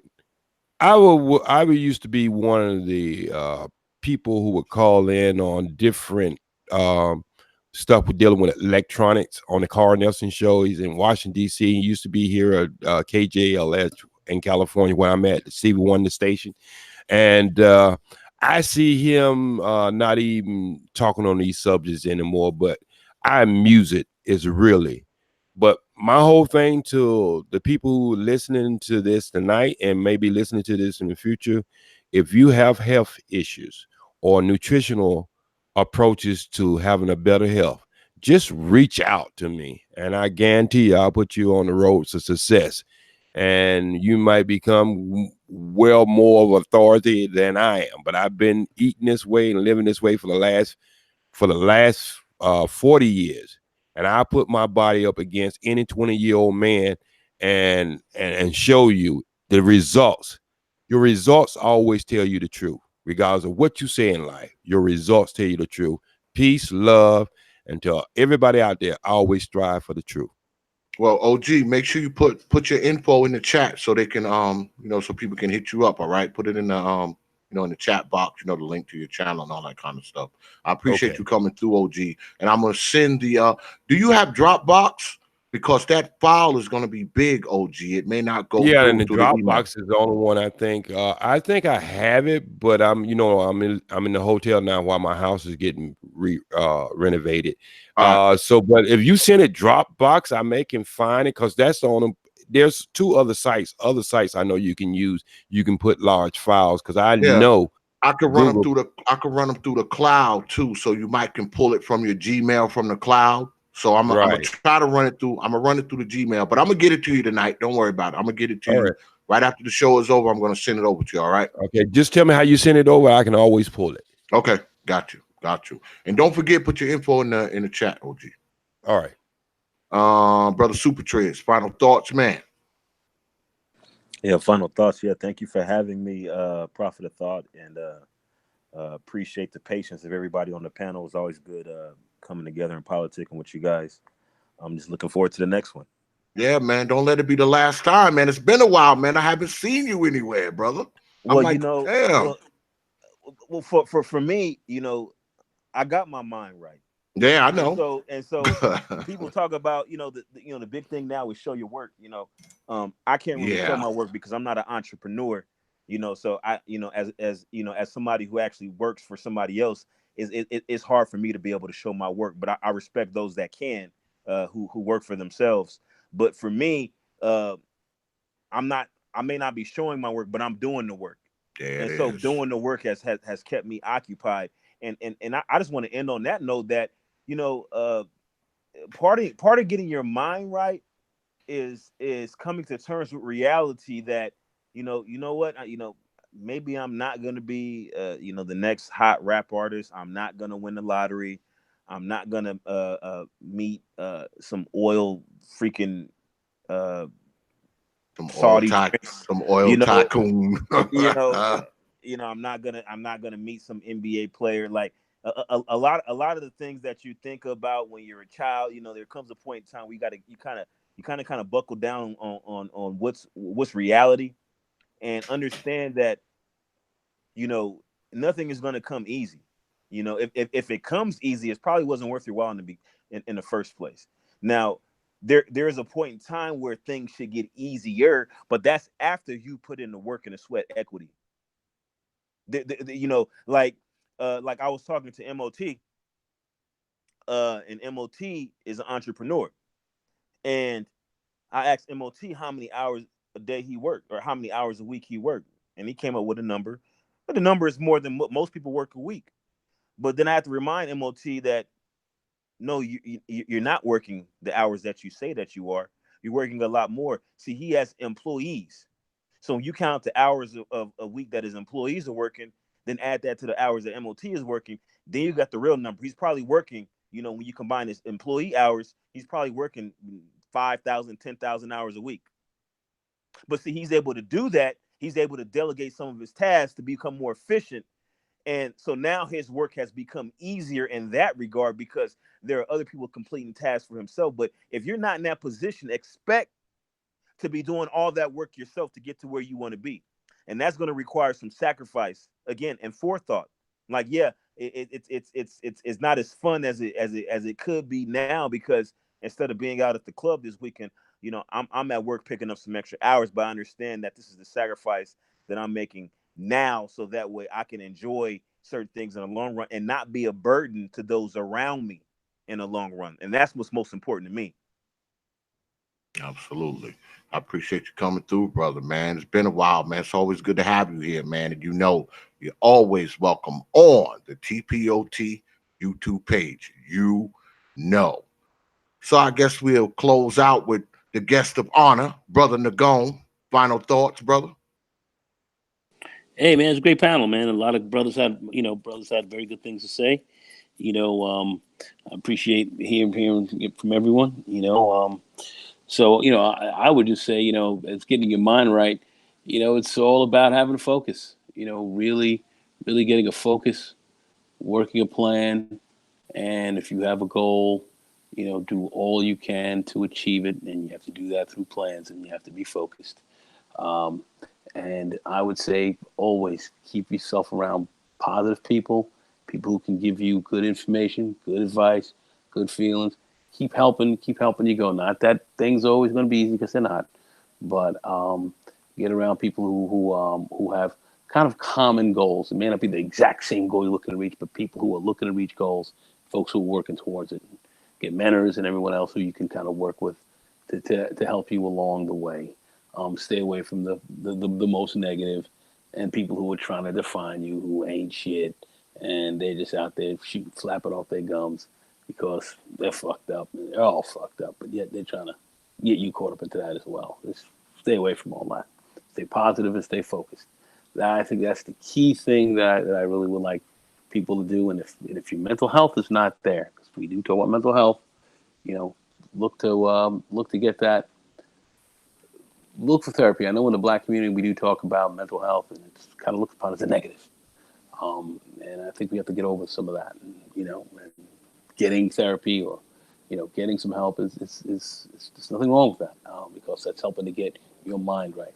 Your mind's not right, you're crippled. So I want us to think about that. We have a lot of crippled minds, and we need to start turning the corner on some of that, and not be ashamed to talk about maybe some of our issues if we do have it, or talk to someone about it.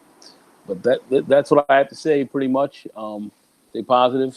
Let's keep moving on. Let's have positive conversations like this, and let's stay away from a lot of the extraordinary toxicity and negativity. That's no place for us. That's not going to go anywhere. And probably by the end of a lot of this toxicity and negativity going on, somebody might even get iced. So we want to avoid that and stick with more of the positives, because that's how we tend to achieve what we're looking to achieve. So that's what I have to say about that. And great words from everyone. And I have to say, really, thank you very much, brother TPOT, brother X. Really appreciate you bringing me on, and thanks to the panel, to the chat, everyone else. It was a great night, and greatly appreciate it, brother X. Greatly appreciate it. Absolutely, absolutely. But you and I, we chop it up behind the scenes. So yes, we do. We bullshit. Yes, we do. Full disclosure, y'all. We don't just talk, on YouTube. You know what I'm saying? We actually talk in real life. But I always have to give props to the editor of the series. So, yeah, man, absolutely. Oh shit, brother Art is back. I'm just gonna say this, man. It's my final thoughts, man. When we talk about getting our minds right. Now, what I do to get my mind right may not be the same thing for you to get your mind right. You have to determine what getting your mind right is. And when I say you, I mean you, not what I say, not what your dumbass friends say, not these silly ass Negroes who trying to lead you astray say. You have to figure out what's right for your mind. Okay? You have to figure it out. If you're an adult man, you know right from wrong. You can choose the right over the wrong. You can. So I don't want to hear the crap about the white power structure. I don't want to hear the crap about your situation. I don't want to hear it. I don't want to hear it. You know right from wrong, especially if you're an adult man. If you're a younger guy, you're a teenager, kid, that's different. But once you're an adult man, guess what? You do need to figure out what it takes to get your mind right. Because guess what? If you don't get your mind right, no one can do it for you. No one's going to get your mind right for you. It's not going to happen. Forget what you heard. It's not going to happen. So it's up to you, man, to get your mental gears turning the right way. It's up to you to think about the things that are best for you. And like I said at the top of this show, your thinking is always going to have an effect on your behavior. Okay? If you're thinking wrong all the time, it's going to be very hard for you to do right. And vice versa, if you're thinking right all the time, it's going to be very hard for you to do wrong. Something that Sister Ali tells me all the time. She's like, one of the biggest things wrong with us as black folks is that we refuse to change our damn thinking. And that stuff needs to stop, especially when it comes to us as men. I know it's not easy. I know it's difficult. I know it's out of the comfort zone for some of us. But guess what? Anything worthwhile, like Brother Supertriz said earlier, anything worthwhile, man, is never going to be that easy. Whether it be developing your life, developing your family, developing your home, your career, whatever you got, it's not going to be easy if it's worthwhile. So it may not be easy to do this either. But guess what? It's going to be worth it to get your mind right. I don't give a damn how difficult it is and what the sacrifices you have to make. It's going to be worth it. I promise. I'm just saying. But anyway, I want to thank everybody for coming out tonight. I want to thank all the people in the chat, my moderators, and most importantly, I want to thank you for showing up tonight, spending some time with us, watching us. Now that the show is over, this is what I need you to do. Get on down to Prophet of Thought series on Facebook. That's Prophet of Thought, one word, series, the next word on Facebook. It's a community page. Go ahead, like the page, follow the page, share the page. There's always some good stuff down there. You can always catch up with old X down there too. You can drop me a message and I'm guaranteed to get back to you within 24 and 168 hours. So while you're on Facebook, get on down there to the Prophet of Thought series fan group page as well. That's the Prophet of Thought series fan group page on Facebook. Go ahead, request to be a member. You're guaranteed to get in there quick. If you have any problems, just let me know. Drop me a line and I'll talk to my admin and I'll make sure that you get in there. Also, check us out on WhatsApp and Instagram. It's Prophet of Thought. Leave out the series on Instagram. Go ahead, follow us on Instagram. You're guaranteed to get a follow back. Here we go again with this Twitter shit. We argue about this every week. I need y'all to get on down there to the Twitter page. The Twitter handle is at TPOT Media on Twitter. That's at TPOT Media on Twitter. Go ahead. Follow us on Twitter, because if you don't, I will haunt you in your dreams tonight.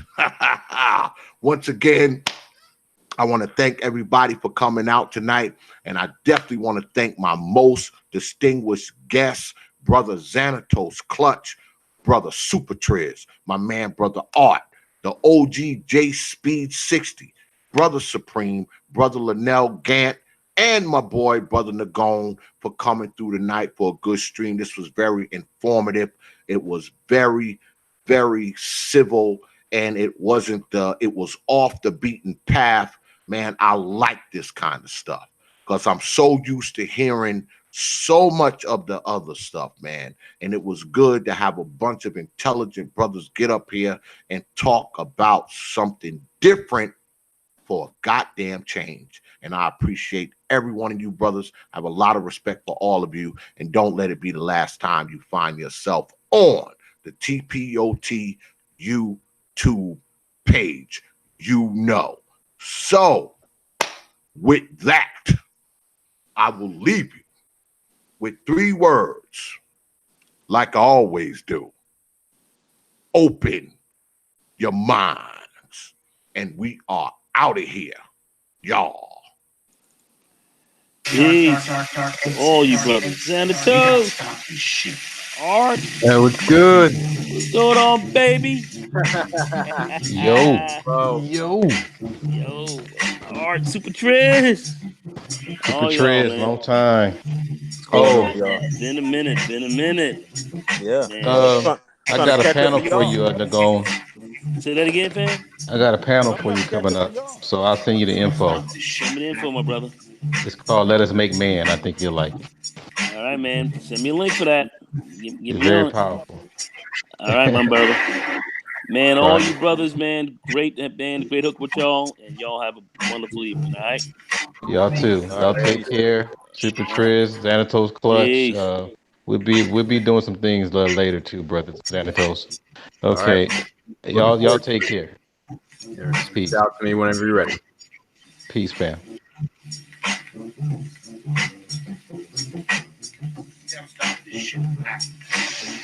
Peace, folks.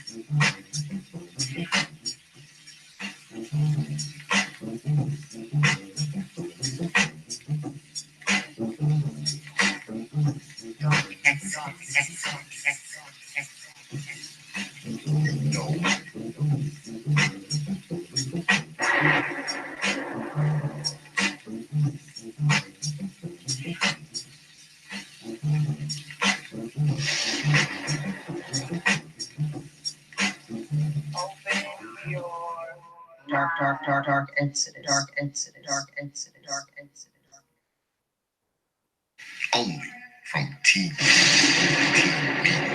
Open your minds.